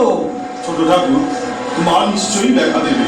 এবার চলো, একটু খেয়ে নেবে। এইভাবে অবরুদ্ধ অবস্থায় থাকলে যে মাও দুঃখ পাবে। ছেলে না খেলে কি আর মা খেতে পারে? আহা, কি কি সুন্দর কথা গা মা, কি সুন্দর কথা, কথার মতো কথা বলেছো গা। হ্যাঁ, চলো চলো চলো, আমি এক্ষুনি খেয়ে নেবো। মা, রাস্তায় আসতে কোনো অসুবিধা হয়নি তো? না বন্ধু। আশা করি যানবাজারে সকলে কুশলেই আছেন। হ্যাঁ, তবে মোক্ষমার ব্যাপারে একটু চিন্তিত আছি। বিশ্রাম কি আর হয়? বিষয় আশয়ের ব্যাপারে একের পর এক ঝামেলা তো লেগেই আছে। হ্যাঁ, ভালো কথা, মোক্ষমার ব্যাপারে তোমাকে যে যেতে হবে। নিশ্চয়ই যাবো মা। এই দিকটা একটু গুছিয়ে নিই, কয়েকটা দিন গেলেই আমি ওই দিকটা গিয়ে দেখবো। ওই নিয়ে আপনি মোটেও ভাববেন না মা। আর সবাই খুশি হবে আপনি এসেছেন এখানে জেনে। হ্যাঁ মধু, স্নান সেরেই আমি মন্দিরে যাচ্ছি। হ্যাঁ, আপনি স্নান সেরে মন্দির দর্শন করে একটু বিশ্রাম নিন। সেই কখন কলকাতা থেকে বেরিয়েছেন, তারপর একেবারে সন্ধ্যা আরতি দেখবেন। বেশ বেশ, তাহলে আমি এখন আসি। হ্যাঁ হ্যাঁ, আসুন মা। আর পারি না, দেখতে না দেখতেই সন্ধে হয়ে গেল। না, যাই মন্দিরে সন্ধ্যা আরতির ব্যবস্থা করতে। বাবা, ও মামা, চলো মন্দিরে, সন্ধ্যা আরতির যে সময় হয়ে গেল।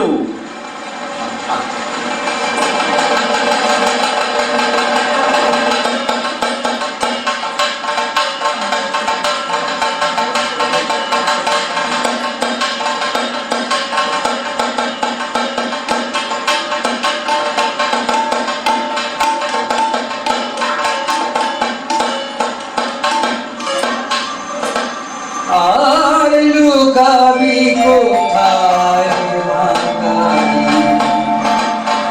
আর লুকাবি কোথায় মা কালী? বিশ্বভুবন আধার করে তোর রূপে মা সর্বনারী। আর লুকাবি কোথায় মা কালী? আর লুকাবি কোথায় মা কালী? বিশ্বভুবন আধার করে তোর রূপে মা সর্বনারী। আর লুকাবি কোথায় মা কালী? আর লুকাবি কোথায় মা কালী? কি এখানে এখানে এসো, এখানে এসো, বিষয়ের চিন্তা। এত এত বিষয় বিষয় করে কি করবে মা? এর তো কোনো শেষ নেই। যতই করবে চিন্তা, ততই যাবে পেরে। কি এত দুস্পর্ধা? হ্যাঁ, আমাদের রানীর গায়ে হাত তোলা, তারাও দেখাচ্ছি মজা, খুঁজাচ্ছি ভিখারি বাবুনের পাগলা। এ কি করছো তোমরা? এ কি করছো? কেউ যেন ঠাকুরের গায়ে হাত না তোলে, এমনকি তিরস্কার পর্যন্ত না করে। যাও এখন তোমরা এখান থেকে, যাও। বুঝলে মধু, বুঝলে ঠাকুর সাধারণ পূজারী নন, অন্তর্যামী, অনন্ত শক্তিমান তিনি। তার হাতের স্পর্শে আজ আমি ধন্য।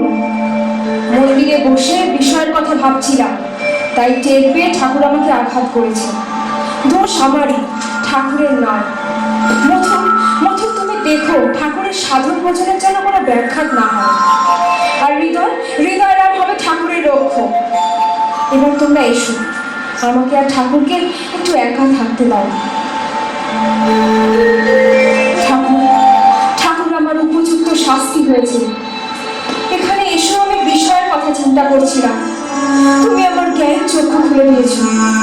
তোমার পবিত্র হাতের স্পর্শে আজ আমি ধন্য ঠাকুর, আজ আমি ধন্য। সবই সবই সবই তার লীলা, সবই তার লীলা। আমি তো উপলক্ষ মাত্র। জয় মা ভবতারিণী, জয় মা। বাবা, চলো এবার ঘরে, রাত তো অনেক হয়েছে, খাবে তো? তুই যা রে, তুই যা। আমার একটু মায়ের কাছে একা থাকতে দে না। কেন এমন করিস তোরা? ঠিক আছে, তুমি তাই থাকো।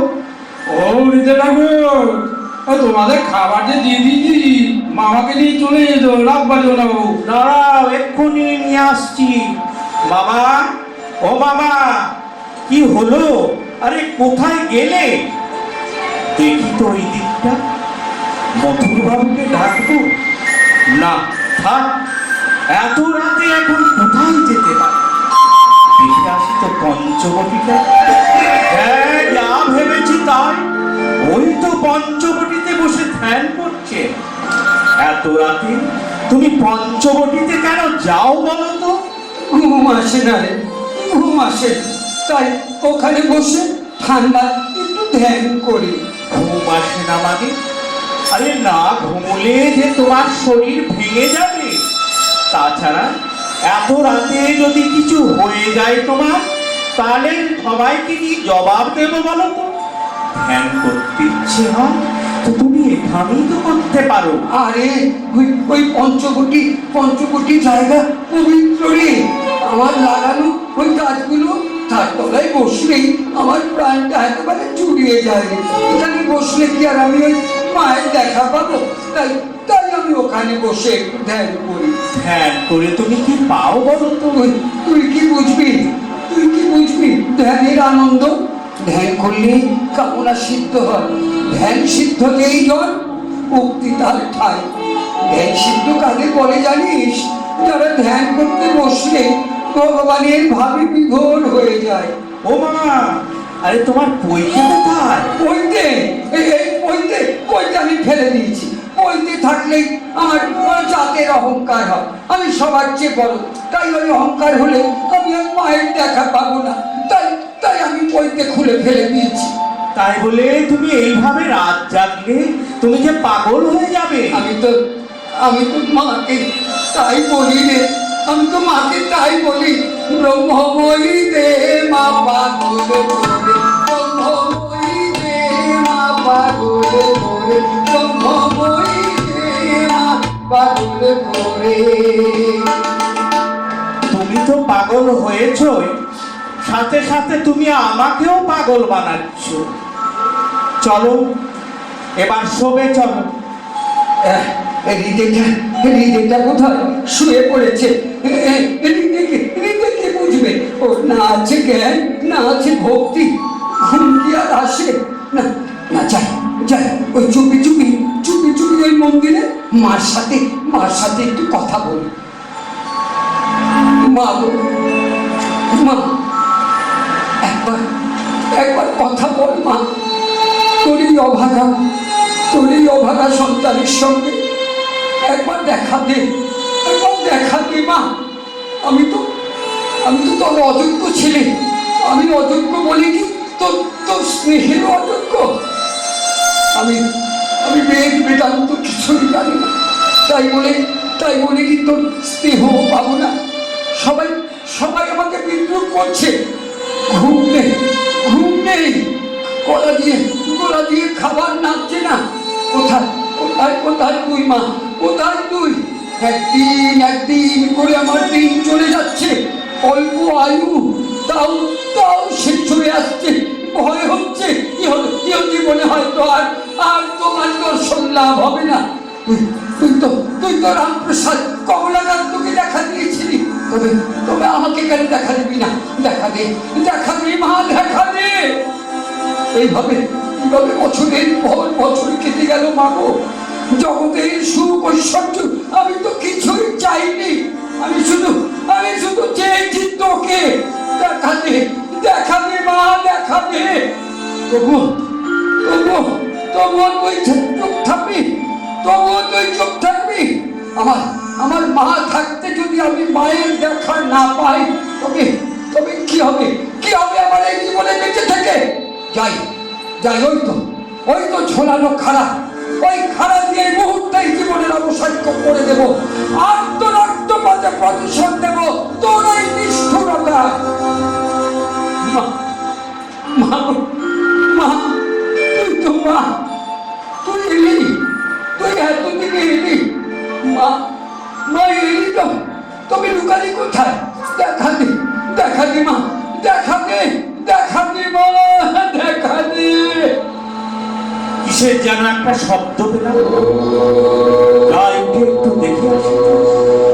আমার হয়েছে যত মরণ, একটু ঘুমোতেও পারবো না। মামার সেবা করতে করতে ক্লান্ত হয়ে পড়লাম। যা ভেবেছি তাই হয়েছে। মামা নেই ঘরে, আর আমার চাকরি বোধহয় রইল না। মা, তুই বাঁচা সেই অভাগাকে। যাই যাই, মন্দিরটা একটু দেখে আসি। ওই তো মামা পড়ে আছেন মেঝেতে, দেওয়ালে ঝোলানো খানাটা পড়ে রয়েছে তার পাশে। সর্বনাশ হয়েছে। বাবা, মামা, মামার এ কি হলো? খাওয়া নেই, দাওয়া নেই, রাতে ঘুম নেই। কি যে করি কিছুই বুঝে উঠতে পারছি না। মা, তুই আর কত দুঃখ দিবি তোর দর্শনের জন্য যে পাগল হয়ে গেল। আজ যদি মামার কিছু হয়, তবে দোষের ভাগী তো আমিই হব। আমি যে তোর ভক্ত সেবক, তুই পাঠাবি। আর ফেল ফেল করে চেয়ে থাকিস নেই, কিছু একটা কর। আমি চললুম সবাইকে খবর করতে। মা, মা গো, তোকে তোকে যে একবার দেখে তৃপ্তি হয় না মা। আমি যে বহুবার অনন্তবার তোকে দেখতে চাই। আমি চাই সেই অবিরাম যোগ, অবিচ্ছিন্ন আনন্দ লীন হয়ে যেতে চাই। মা গো, মা গো, তুই যে কেমন তাই আমাকে একবার দেখিয়ে দে। তুই সাকার না নিরাকার আমি তো কিছুই বুঝতে পারি না। তুই কালী না ব্রহ্ম, তুই যাই হোক, আমার একবার কৃপা কর। আমায় একবার দেখা দে। খবর পেয়ে কলকাতা থেকে ছুটে আসছি। খাওয়া নেই, দাওয়া নেই, এই কি হাল করে রেখেছো ঠাকুর? মা, হ্যাঁ তুই মা, হ্যাঁ তুই এতদিনে এলি। কি দেখলাম কি দেখলে ঠাকুর? কি দেখলাম যেন ঘর বাড়ি ছাদ দেওয়াল সব উড়ে গেল নিমেষে। মিশিয়ে দিয়ে সব একাকার হয়ে গেল। কোথাও কিছু নেই, শুধু এক সীমাহীন উজ্জ্বল সমুদ্র, চৈতন্য জ্যোতি, তার উজ্জ্বল জ্বলন্ত ঢেউ আমাকে গ্রাস করতে ছুটে আসছে। কোথায় যেন নিশ্চিহ্ন হয়ে তলিয়ে গেল। কিন্তু ওই কি তোমার মা না? চৈতন্যময়ী জ্যোতি। তোমার মা হাসে না, কথা বলে না, খায় না, হাঁটে না। কি জানি ঢেউয়ে আমাকে ডুবিয়ে নিয়ে গেল অতলে। আমি আনন্দে মা বলে কেঁদে উঠলো। মনে হলো তো ঢেউ নয়, মায়ের আমাকে টেনে নিয়ে গেলেন তার কোলের মধ্যে। হে নরঋষি, হে ত্রিকালদর্শী, অমৃত কুম্ভের সন্ধানে নিজেকে তিলে তিলে করেছ ক্ষয়। সাধনার আগুনে তুষের মতো জ্বলেছ দিক করে। ধারণ করেছ গরম, হয়েছ নীলকণ্ঠ। এবার বিলিয়ে দাও সমুদ্র মন্থনে দুষ্প্রাপ্য অমৃত। বইয়ে দাও ভক্তির বাণ, তোমার আশীর্বাদে ধন্য হোক জগৎবাসী। খুলে যাক জ্ঞান চক্ষু, ঘুচে যাক কুসংস্কার, মিটে যাক ভেদাভেদ। কল্যাণ হোক জগৎবাসী, সার্থক হোক মন্দির প্রতিষ্ঠা। যাই বড় মামা, তুমি গা থেকে কখন এলে? এই মাত্রই এলাম। হ্যাঁ রে গদাইয়ের খবর কি রে? পূজা পাঠ ঠিক মতো করছে তো? তোর দিদা তো ওকে দেখার জন্য ব্যাকুল হয়ে গেছে রে। মামা, আমি আর ওকে সামলাতে পারছি না। তুমি যদি সেজবাবু ও রানীমাকে একটু বুঝিয়ে বলো। এই নিয়ে তুই আর চিন্তা করিস না, দেখছি ওকে আমি নিতেই এসেছি। তুমি আমায় বাঁচালে মামা। দেখি রানীমা আর সেজবাবু মত দেবেন কিনা। ছোট মামার এই অবস্থার খবর পেয়ে ওনারা এখন এখানেই আছে। ইদে যাই সেজবাবু। হ্যাঁ শুনলাম বড় মামা এসেছেন? একটু আগে এসেছেন, এখন গেছেন একটু বিশ্রাম নিতে, একটু পরে আবার আসবেন। আচ্ছা, যাও ছোট মামাকে নিয়ে এসো। এক্ষুনি নিয়ে আসছি। ঠাকুর, ঠাকুর কঠিন তপস্যা আর কৃচ্ছ সাধনায় দিনের পর দিন যে শরীর ভেঙে পড়েছে। এইভাবে চললে তোমার যে কঠিন ব্যায়াম হয়ে যাবে ঠাকুর। এবার এবার তোমার প্রয়োজন একটু বিশ্রামের। দিলে ঠাকুরকে নিয়ে যাও এবং উপযুক্ত বিশ্রামের ব্যবস্থা করো। উনি কি আমার কথা শুনবেন? কথায় কথায় চলে যান ওই পঞ্চবটির গভীর জঙ্গলে, চলে যান ওই নির্জন গঙ্গা তীরে, তাও আবার গভীর রাতে। যদি কিছু হয়ে যায় তখন আমি কি জবাব দেব বলুন তো? তার চেয়ে ভালো কয়েকদিনের জন্য কামার পুকুরে একটু মায়ের কাছ থেকে ঘুরে আসুন। দিদিমা ওকে দেখার জন্য পাগল হয়ে আছে। হ্যাঁ রে রে, মাকে কতদিন দেখি না রে। আমাকে একটু দে না আমার মায়ের কাছে পাঠিয়ে। ঠিক আছে ঠাকুর, আমি তোমার কামার পুকুর যাবার সমস্ত ব্যবস্থা অচিরেই করে দেব। সেখানে গেলে তোমার অস্থির হৃদয় নিশ্চয়ই শান্ত হবে, মা চন্দ্রা দেবীও খুশি হবেন। তারপর এসে পুজোয় আবার মন দেবে। হ্যাঁ, তোমার ইচ্ছে পূর্ণ হোক, তোমার ইচ্ছে পূর্ণ হোক। জয় মা ভগবারিণী, জয় মা। মথুর, তাহলে মন্দিরের মায়ের পূজার কি হবে? ওই হালধারী মানে রামতারক করবে মায়ের পুজো, আর নিজে ঠাকুর সাজাবে। প্রণাম পণ্ডিত মশাই। প্রণাম পণ্ডিত মশাই। তা পণ্ডিত মশাই, কামার পুকুরের সব কুশল তো? হ্যাঁ, ওদিকে গদাইয়ের জন্য আমার মা যে বড্ড ব্যাকুল হয়ে পড়েছে। ওকে যদি একবার গায়ে যাওয়ার অনুমতি দিতেন। হ্যাঁ পণ্ডিত মশাই, আমরাও সেই কথাই ভাবছিলাম। হৃদের খবর পেয়ে আমি আর মথুর কলকাতা থেকে ছুটে আসছি। 3 দিন ভাবে থাকার পর আজই ঘোর কিছুটা কেটেছে। এখন একটু ভালো। হৃদে আর ওকে সামলাতে পারছে না। মায়ের দর্শন পেলেই ওর ওই রকম ভাবের উদয় হয়। মায়ের দর্শনের পরে তো এই অবস্থা। সিদ্ধি লাভের জন্য ব্যাকুল হয়ে পড়েছেন। সেটাই তো স্বাভাবিক। তা মা, আমার একটা অনুরোধ যদি রাখেন। কি অনুরোধ? বলুন পণ্ডিত মশাই, সংকোচ না করে বলে ফেলেন। বয়স তো হয়েছে আমার, আর আমি পারছি না সব দিক সামলাতে। এবার যদি দায়ভার থেকে একটু মুক্ত করতেন, তবে সেই জীবনটা একটু গাঁয়েই কাটাতাম। তাহলে আমার রাধা গোবিন্দের নিত্য সেবা কিভাবে হবে পণ্ডিত মশাই? মোটেই ভাববেন না, তার জন্য আমি হৃদয়রামকে মনস্থ করেছি। এখন যদি আপনার আজ্ঞা হয় তবেই। মথুর, তবে তাই হবে। উত্তম প্রস্তাব। তবে পণ্ডিত মশাই, আপনার যখন ভালো লাগবে তখনই চলে আসবেন। মন্দিরের দ্বার সব সময় আপনার জন্য খোলা থাকবে। আপনার আপ্যায়নের কোনো ত্রুটি হবে না। রানীমা, এবার তাহলে আজ্ঞা দিন। পণ্ডিত মশাই, আপনি আমার অনেক বিপদের সাথী। কথা দিয়ে যান প্রয়োজনে বিপদ মুক্ত করতে নিশ্চয়ই পিছু পা হবেন না। যদি বেঁচে থাকি নিশ্চয়ই, কথা দিয়ে যাচ্ছি, আপনার ডাকে সাড়া দেবই। তবে গদাইকে সাথে নিয়ে যান, ঘুরে আসুক কয়েকদিন। মায়ের কাছে গেলে অস্থির হৃদয় নিশ্চয়ই কিছুটা শান্ত হবে। মথুর, যাত্রার আয়োজন সেরে ফেলে। হ্যাঁ মা, আমি এক্ষুনি করে দিচ্ছি। তবে এবার আসি মা। পণ্ডিত মশাই, আশীর্বাদ দেবেন না? হ্যাঁ মা, আশীর্বাদ দিচ্ছি। ঘরে ঘরে যুগে যুগে আপনি পূজিত হবেন সতী, সাবিত্রী আর সীতার মতন। ভক্তির পুনী শ্রীকৃষ্ণের অষ্টসখীর এক সখী পুণ্যবতী রানী রূপে। দুর্গা দুর্গা। খুব চিন্তা হচ্ছে, মা চন্দ্রমণি এখন এসে পৌঁছবেন না। ও এসে গেছেন? যাক মা, আপনার কথাই ভাবছিলাম। দক্ষিণেশ্বরের আসতে রাস্তায় কোনো কষ্ট হয়নি তো মা? সেই কামার পুকুর থেকে দক্ষিণেশ্বর কম দূর তো নয়। না বাবা, কষ্ট কিসে? পাল্টিতেই তো এসেছি। তা এখানে কোনো কিছুর অভাব? এখানে কোনো কিছুর অভাব নেই। অভাব কিসে? বেশ আছি, রোজ গঙ্গায় স্নান করছি, মা কালী পোশাক পাচ্ছি, গঙ্গা কিনে বাস করছি। না না মা, আমার খুব ইচ্ছে আপনাকে কিছু দেব।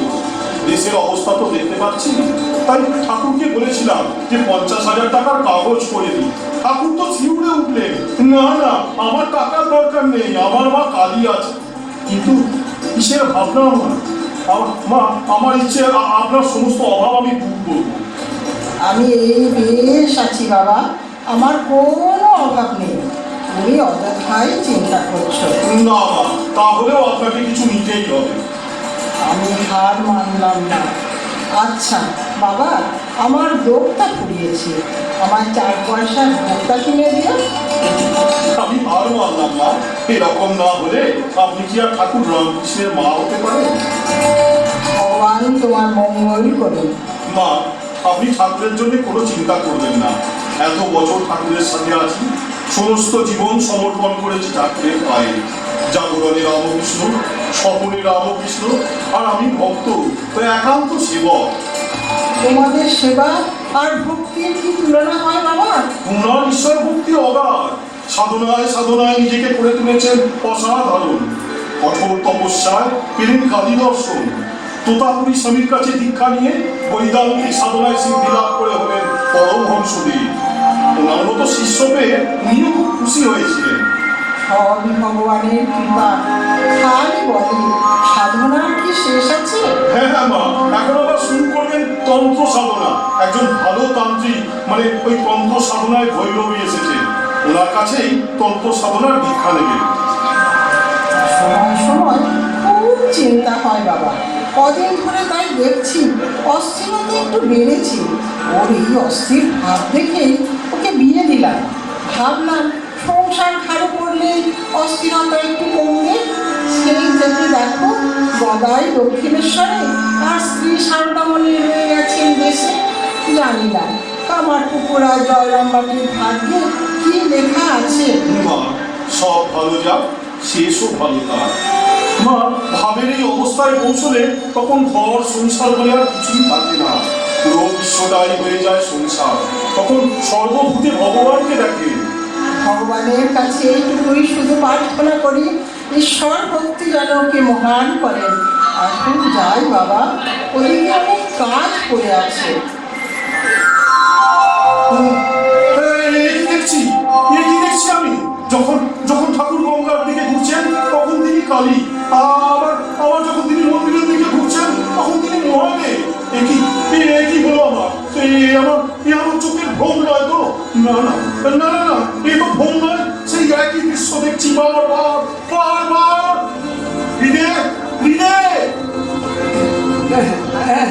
কি হলো, কি হলো? এমন এমন কেন করছো বাবা?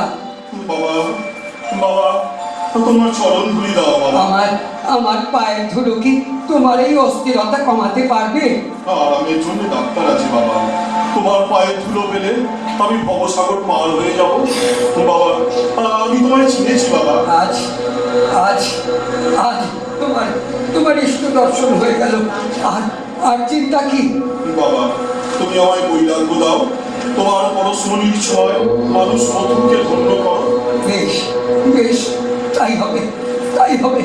জয় মা ভবতারিণী, জয় মা ভবতারিণী। সেজবাবু, ঠাকুর রামকৃষ্ণের খ্যাতি সৌরভ চারিদিকে ছড়িয়ে পড়েছে। সবাই পরমহংসদেব বলতে মেতে উঠেছে। এত দর্শনার্থী আসছে যে আমি সামলাতে পারছি না। একজন তান্ত্রিক ভৈরবী এসেছে আপনার সাথে দেখা করতে। নিয়ে এসো তাকে। নমস্কার।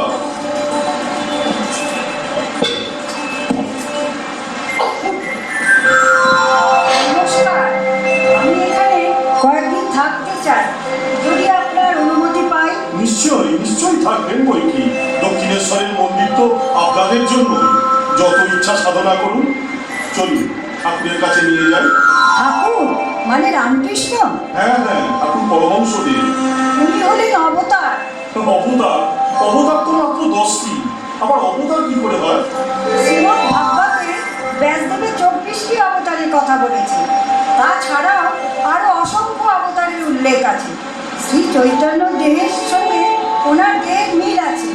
খুব ভালো লাগলো আপনার সাথে কথা বলে, সত্যি খুব ভালো লাগলো।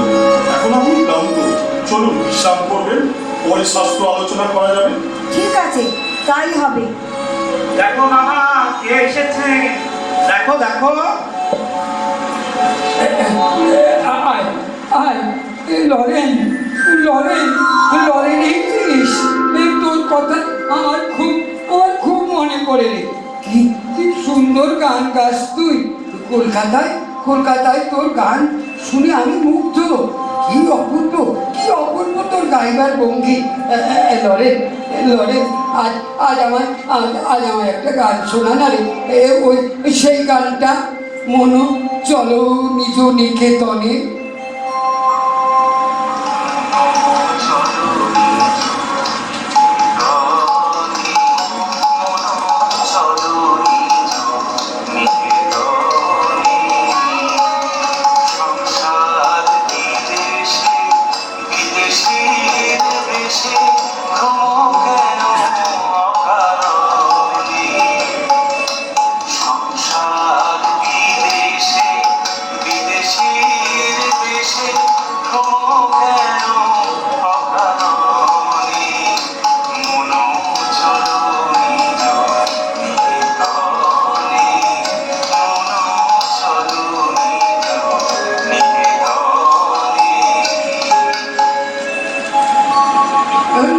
লরেন, এতদিন পরে কি আসতে হয়?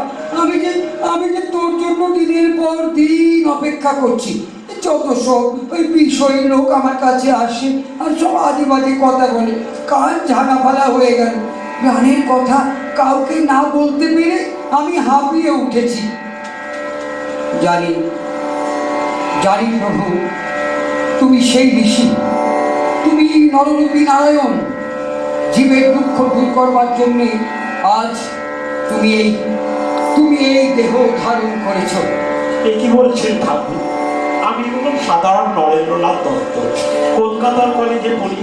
আমাকে কি বলছেন এসব অবস্থাবস্থা? আপনি একজন বদ্ধ পাগল। ঠিক আছে, আমি মেনে নিলাম আমি একজন বদ্ধ পাগল। এখন তুই খুশি তো? দাঁড়া, আমি আসছি। এ তো আচ্ছা পাগলের পাল্লায় পড়েছি। আর উনি এখন গেলেন কোথায়? এই প্রসাদটা খেয়ে নে। দাঁড়ান, খাচ্ছি। আচ্ছা, আপনি কি ঈশ্বরকে দেখেছেন? হ্যাঁ, দেখেছি বই কি। তোকে যেমন দেখি, ঈশ্বরকেও ঠিক সেইভাবে দেখি। তাকে দেখা যায়, তার সঙ্গে কথা বলা যায়। তুই যদি ইচ্ছে করে তুইও দেখতে পাবি, কিন্তু তাকে দেখতে চায় কে? এরকম উত্তর তো কারোর কাছে পাইনি। কেশব সেনের কাছে গেছি, তাকে জিজ্ঞাসা করেছি, কিন্তু উত্তর পাইনি। মহর্ষি দেবেন্দ্রনাথের কাছে গিয়ে প্রশ্ন করেছি, মহাশয় আপনি কি ঈশ্বরকে দেখেছেন?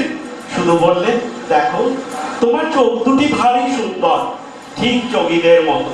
তুমি ধ্যান করতে অভ্যাস করো, ঈশ্বরের খোঁজ করো। এ কি আমার প্রশ্নের উত্তর? ঈশ্বর কি কেউ দেখেনি, তবু সবাই ঈশ্বর করে। তবে কি ঈশ্বর নেই? ঈশ্বর, ভগবান সবই মিথ্যা। আয় নে, এবার তো প্রসাদটা খেয়ে নে। তোর উত্তর মনে লাগলো? নইলে তুই এক কাজ কর না, একবার ওই মহর্ষি দেবেনের কাছে জানা। উনি হচ্ছেন কলির জনক। ওর এদিক ওদিক দুদিক আছে। সংসারের থেকেও ওই ঈশ্বরের মন রেখেছে। ওর কাছে গেলে তুই ঈশ্বরীয় কথা শুনতে পাবি। দরকার নেই কোথাও গিয়ে। এতদিন আমি ফিরে খুঁজতে কাঁচি করেছিলাম। তবে এমনিতে মানব না, যাচাই করে দেখবো, বুঝলু কি ধরে, তবেই ছাড়। বেশ, তুই তাই করিস। এবার তো খেয়ে নে। দেখ, এক শক্তির বলে কেশব জগৎ বিখ্যাত হয়েছে। এরকম 18টা শক্তি আছে তোর মধ্যে। আপনি তো আচ্ছা মানুষ, এই জন্যেই লোকে আপনাকে পাগল বলে। কোথায় জগৎ বিখ্যাত ব্রহ্মানন্দ কেশব, আর কোথায় আমি কলেজের একটা নগণ্য ছোকরা। আপনি কার সাথে কার তুলনা করছেন? আমি আমি আমি কেন মিথ্যা বলছি রে? আমাকে আমাকে মাকে বলালেন, ওই রকম দেখালেন, তাই তাই তাই আমি বলছি। মা মা আমাকে কখনো সত্যি ছাড়া মিথ্যা দেখান না। ঈশ্বর টিশ্বর কিচ্ছু নেই, যারা ভীরু তারাই কেবল ঈশ্বর ঈশ্বর করে। আমি চাই না ঈশ্বরকে, আমি চাই শান্তি, চাই পূর্ণ সত্য, পূর্ণ জ্ঞান আর অসীমতা। যদি কোটি কোটি লোক বলে আপনি ঈশ্বর, আমি মানব না কিছুতেই, যতক্ষণ না তার প্রমাণ পাবো। দেখবি দেখবি সব দেখবি, সব দেখবি। আগে আগে আগে তোর সময় হোক, তখন তুই সব বুঝবি, আমার কথা সব বিশ্বাস করবি।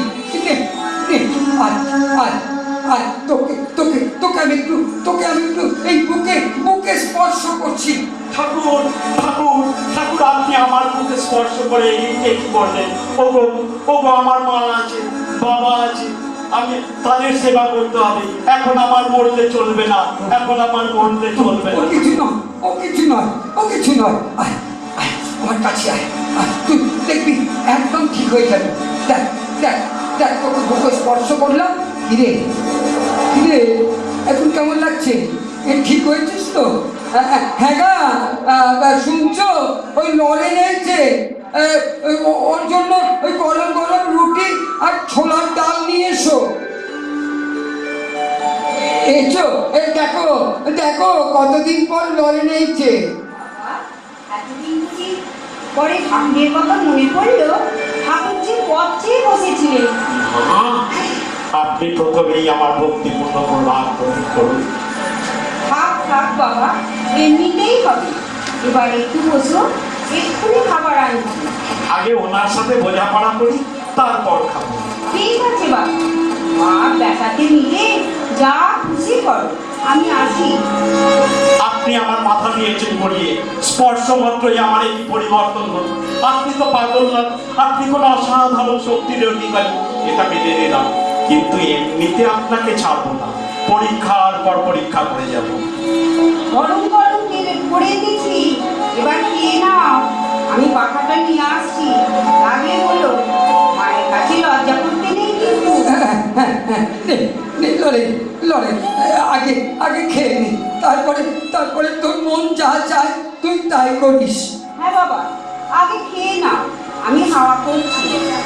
শোন, মনটাকে সরল সহজ কর, না হলে তুই শুকিয়ে মরবি। অভিমান অহংকার এগুলো সর্বনাশের মূল। তাহলে যে যা বলবে বিনা বিচারে বিনা প্রমাণে মেনে নিতে হবে, একই কথা বলছেন দক্ষিণেশ্বরের পরমাংশ। বাবা, আর কটা দিন? না না মা, পেট ভরে গেছে, জল খাবারও জায়গা নেই। কি এমন খেলি? অনেকদিন পর যেন অমৃত খেলাম। এবার থেকে রুটি আর ছোলার ডালের লোভে মাঝে মাঝেই চলে আসবো। সে তো আমার সৌভাগ্য বাবা। দেখ লড়ে, আমি আমি জানি তুই তুই আর পাঁচজনের মতো নয়। ওই বিনা বিচারে বিনা পরোক্ষে তোকে আমি কিছুই মেনে নিতে বলছি না। শুধু শুধু এটা মনে রাখিস, ঈশ্বর সর্বভূতে, সব ঈশ্বরময়। তাহলে এই ঘটি বাটি কাঠ পাখি যা কিছু দেখি সবই ঈশ্বর। আমরা আমরা সকলেই কি তবে ঈশ্বর? নে নে, এই দেখ এই দেখ এই দেখ, আমি তোকে স্পর্শ করলাম। রে, তুই দেখছিস? গাছপালা পশু পাখি ঘটি বাটি সবই ঈশ্বরময় ঠাকুর, সবই ঈশ্বরময়। আমি সর্বভূতে ঈশ্বরকে প্রত্যক্ষ করছি। আয় তবে তোকে তোকে একটু একটু বুকে মালিশ করে দি। কি রে, সমস্ত তর্কের অবসান হলো তো? সময় হলে সব বিশ্বাস করবি, সব বিশ্বাস করবি। ঠাকুর চরণ ধরে দাও, ঠাকুর চরণ ধরে দাও। আজ আমার সমস্ত ভক্তি আর বিশ্বাস সব উজাড় করে তোমাকে দিলাম ঠাকুর, তোমাকেই দিলাম। জয় মা ভবতারিণী, জয় মা ভবতারিণী। ঠাকুর এবার তবে আসি আজ্ঞা দিন। তোর মঙ্গল হোক, তোর মঙ্গল হোক, তোর মঙ্গল হোক। হ্যাঁ গা, নহমত খানায় আছো? হ্যাঁ হ্যাঁ, আসুন আসুন ঠাকুর। তোমাকে কেন কেমন যেন উদাস উদাস দেখাচ্ছে। কি এত ভাবছো? না না, তেমন কিছু নয়, শুধু ভাবছিলাম নরেনের কথা। দেখুন, ওর মাতৃভক্তিতে আমি যে অভিভূত। যদিও ওকে আমি পেটে ধরিনি, তবুও মনে হচ্ছিল 7 জন্মের তপস্যার পর আমি পেয়েছি। ওর মা ডাকের মধ্য দিয়ে অনুভব করছিলাম এক অদ্ভুত শিহরণ। এটাই হয়তো ভবিষ্যতের ডাক। ওর মধ্যে স্পষ্ট দেখতে পেলাম সূর্য, বীর্য, নির্ভীক, স্পষ্টবাদী, পরিষ্কার। ওর মধ্যে একটি জ্বলন্ত প্রতীক। ঠিক ঠিক ঠিকই ধরেছ, ঠিকই ধরেছ। শোনো, এখনো চারা গাছ, খুব যত্ন আর সাবধানে ওকে লালন পালন করতে হবে। একদিন ওই হবে এক বিশাল বটবৃক্ষ, যার নিচে আশ্রয় পাবে হাজার হাজার অসহায় অত্যাচারিত নরওয়ার নারী। জীবপ্রেমী হবে ওদের দীক্ষার মূল মন্ত্র। পারবে ও এই ভার বইতে? অবশ্যই পারবে। তুমি আশীর্বাদ করো, ও নিশ্চয়ই পারবে, নিশ্চয়ই পারবে। বীর ক্ষত্রিয়, ও হচ্ছে বীর ক্ষত্রিয়। এক নরেন থেকে তৈরি হবে হাজার হাজার লড়াই, শরৎ, রাখাল আর ওই নেটোর মতন মহান ভক্তদের মা। একদিন তোমাকেই নিতে হবে সেই সব ঘর ছাড়া নিঃস্বার্থ ধর্মের প্রতি অবিচল সন্তানদের ভবিষ্যতের ভার। আশীর্বাদ করুন ঠাকুর, একদিন যেন তাই হয়। ভয় পেও না, ভয় পেও না। সেই শক্তি আমি নিজেকে উজাড় করে দিয়ে যাব। ঈশ্বর করুক তাই যেন হয়। জয় মা ভবতারিণী, জয় মা ভবতারিণী। হৃদে জয় মামা। মায়ের পুজোর আয়োজন কর। আমি ষোড়শ পূজারে মায়ের আজ পুজো করবো স্থির করেছি। সব ব্যবস্থা করে দেবো, তুমি একদম চিন্তা করো না। যা যা, এবার ওই তোর মামিকে নিয়ে আয়। সব গুছিয়ে যাচ্ছি। এনেছিস? মামিকে ওই আসনে বসিয়ে তুই যা। আমি দরজা বন্ধ করে দেবো। যাচ্ছি, তুমি দরজা বন্ধ করে দাও, পুজো হলে দেখো। তোমার মধ্যে দিয়ে আমি সূচনা করতে চাই নারী জাগরণ। মেয়েদের পুজো করেই সব জাত বড় হয়েছে। যে দেশে যে জাতে মেয়েদের পুজো নেই, সেই দেশ সেই জাত কখনো বড় হতে পারেনি, পারবেও না। এটা খেয়াল রাখবে। ভারতবর্ষের প্রাণ শক্তি রয়েছে ধর্মে। এবার তাহলে তোমার পুজো শুরু করি। ওম সবাগুরাং মহাভীমাং ঘোর দমষ্টাং বরপ্রদাম হাস্যযুক্তাং ত্রিনেত্রাঞ্চ কপালপত্রিকাকুদাম মুক্তকেশী লোলজিহ্বাং পিবন্তীং রুধিরং মহু চতুর্বাহুযুতাং দেবী বরাভয়পরাং স্বরে।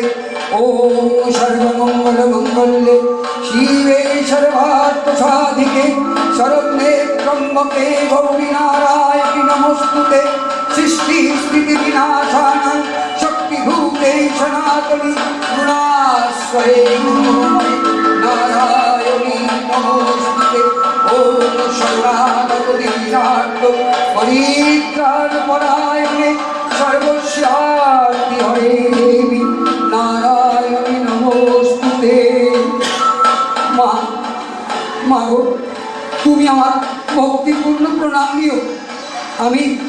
আমি তোমার মধ্যেই কালী রূপ দেখি। আমি তোমাকেই কালী রূপেই দেখি।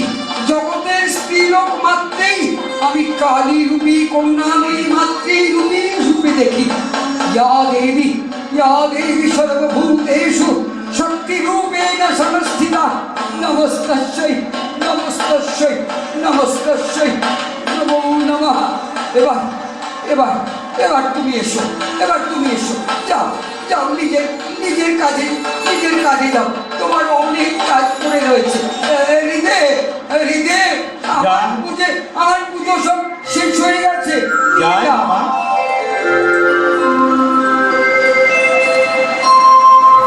যা হৃদে, সব নিয়ে চলে যা। তোমার সাধনার আর শেষ নেই। কত সাধনা তুমি করবে বলো তো? তোমার ঈশ্বর দর্শন হলো, পরমহংস হলে, যুগ অবতার রামকৃষ্ণ হলে এরপরেও তুমি মামির পুজো করে দেবে? দিদিমা তোমার সেবার জন্য পাঠালেন মামিকে, উল্টো দেখছি তুমি করছো তার পুজো। বাহ বাহ, তোমার মাথাটা তো একেবারেই গেছে। তোমার মাথা তো গেছেই, সাথে সাথে তুমি মথুর বাবুর মাথাটাও খারাপ করেছো। না বাবু, এরূপ দেখে আমার আর ভালো লাগছে না। এবার মামি এসেছে, তার জিনিস তার হাতে দিয়ে ভাবছি কয়েকদিনের জন্য আমি গাঁয়ে যাব। দেখ দেখ, ওই কলসিতে জল ভরবার সময় ওই ভক ভক করে শব্দ হয়, ভরে গেলে আর শব্দ হয় না। ভগবানকে পাওয়া যায়, ভগবানকে পাওয়া যায় বিশ্বাসে। তুইও মন দিয়ে পুজো কর না, দেখবি দেখবি কেন আমি এমন করি। দরকার নেই আর আমার বুঝি। মধুর বাবুকে আমি এক্ষুনি পাঠাচ্ছি তোমার কাছে। ওনার ঘাড়ে ভূত চেপেছে, যদি পারো তো ভূত ভাগাও, নইলে সব যেতে বসেছে। হ্যাঁ হ্যাঁ হ্যাঁ, পাঠা পাঠা, দেখি দেখি কি হয়েছে ওর। বাবা, বাবা আমার কি দশা হয়েছে দেখো। কাজে কর্মে মন নেই, বিষয় আশয় সব যেতে বসেছি। কেমন? আমার কাছে ভাব চেয়েছিলি না? নে এইবার এইবার এইবার বোঝ ভাগের ঠেলা। আমার আর এমন ভাবে দরকার নেই বাবা, ও ভাব তোমারই পোষায়। আমি বিষয় কর্ম করবো আর তোমার সেবা করবো, আর কিচ্ছু চাই না বাবা। বেশ বেশ, তাই হবে তাই হবে তাই হবে। হৃদে কয়েকদিনের জন্য গায়ে যাবে বলছে, ভাবছি ওকে ছুটি দিয়ে দেবো। হ্যাঁ বেশ, তাই দাম গায়ের জন্য ওর মনটা বড় ছটফট করছে। ঠাকুর, আমি মনস্থ করেছি সপরিবারে তীর্থ ভ্রমণে যাব। কাশী বৃন্দাবন সব তোমাকে দর্শন করিয়ে আনবো, সাথে মা চন্দ্রমণিও যাবেন। এখন তুমি যদি আজ্ঞা দাও। হ্যাঁ, খুব ভালো কথা, খুব ভালো কথা। তুমি যাত্রার আয়োজন করে ফেলো। তোমার মঙ্গল হোক, তোমার মঙ্গল হোক। জয় মা ভবতারিণী, জয় মা ভবতারিণী। মামা, কালই গায়ে যাচ্ছি দিদিমাকে আনতে। মথুর বাবু বলেছে তোমরা যাবে তীর্থ করতে, আর আমি সামলাম মন্দির।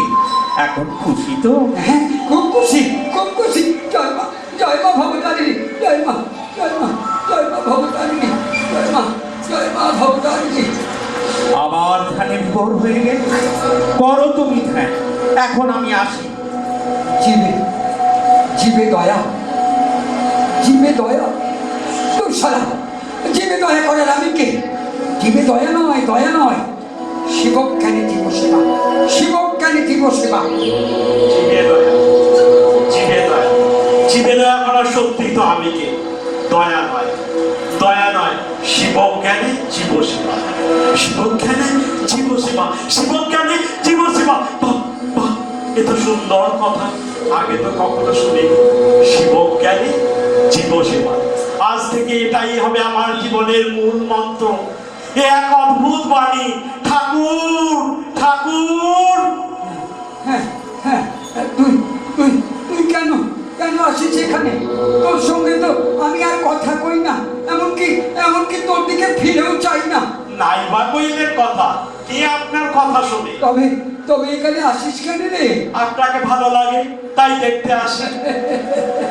আমি কি তোর উপরে রাগ করে থাকতে পারি রে? বল তুই কি সমস্যায় পড়েছিস? এই কয়দিনে তোর মুখখানা যেন একেবারে শুকিয়ে গেছে রে। ঠাকুর, হ্যাঁ বল তোর কি হয়েছে? ঠাকুর, অঘটন ঘটে গেছে। বাবার দেহত্যাগের পর সংসারে সব দায়িত্ব পড়েছে আমার উপর। সম্বল তো কিছুই নেই, উল্টে দেনা রয়েছে অনেক। ভদ্র ঘরের ছেলে, তারপর বিয়ে পাশ করেছি, কিন্তু চাকরি কোথাও জুটল না। ভেবে আকুল, সংসারের খাওয়া পড়া চলবে কি করে। তুমি যদি তোমার মাকে আমার দুরবস্থার কথা বলতে, তবে মা নিশ্চয়ই আমার দুঃখ দূর করতেন। ওরে আমি ওসব কথা মাকে বলতে পারি না। তুই নিজে গিয়ে বল না। তুই তো আমার মাকে মানিস না, তাই তোর এত কষ্ট। আমি তো মাকে জানি না, আপনি আমার হয়ে মাকে বলুন। ঠাকুর বলতেই হবে আমার জন্য, না বললে কিন্তু ছাড়ছি না। তোর জন্য আমি মাকে বলতে যাবো কেন? আমি মাকে অনেক বলেছি, তুই মাকে মানিস না বলেই তোর এত কষ্ট। তিনি তোর কথা শোনেন না। আচ্ছা আচ্ছা, তুই এক কাজ কর, আজ আজ তুই মার কাছে গিয়ে প্রণাম করে তুই যা চাইবি তাই পাবি। আমি বলছি তুই যা। মা গো, মা আমায় জ্ঞান দাও, বিবেক দাও, ভক্তি দাও, বৈরাগ্য দাও মা। কি রে কি চেয়েছিস মার কাছে? তোর দুঃখ দূর করবার কথা মাকে বলেছিস তো? ওই কথাটা তো বলতেই ভুলে গেছি। ফের যা ওই মাকে গিয়ে ওই সব কথা আবার বলে আয়। মা গো, মা আমায় জ্ঞান দাও, বিবেক দাও, ভক্তি দাও, বৈরাগ্য দাও মা, বৈরাগ্য দাও। কি রে এবার বলেছিস তো? না, এবারও পারলাম না। তোকে বলেছিলাম মার কাছে তুই যা চাইবি তুই তাই পাবি, তুই চাইতে পারলি না, তাহলে আমি কি করবো? ঠাকুর, মার কাছে এসব খড়কুটো কি চাইবো? ওসব আমি চাইতে পারবো না। আচ্ছা আচ্ছা, ঠিক আছে, আমি তোকে আশীর্বাদ দিচ্ছি, তোর ওই মায়ের কৃপায় মোটা ভাত কাপড়ে আর অভাব হবে না রে, আর অভাব হবে না। লরেন আজ আমার সর্বস্ব দান করে আজ আমি ফকির হলাম রে। এই শক্তির বলেই তুই জয় করবি গোটা বিশ্বকে। ঠাকুর, আমি যে আজও বুঝতে পারলাম না আপনি কে ঠাকুর, আপনি কে? বুঝতে পারলি না? তুই আজও বুঝলি না? তবে শোন, যিনি রাম তিনি কৃষ্ণ, একাধারে রাম ও কৃষ্ণ। যিনি রাম তিনি কৃষ্ণ, একাধারে রাম ও কৃষ্ণ। জয় মা ভবতারী। ঠাকুর,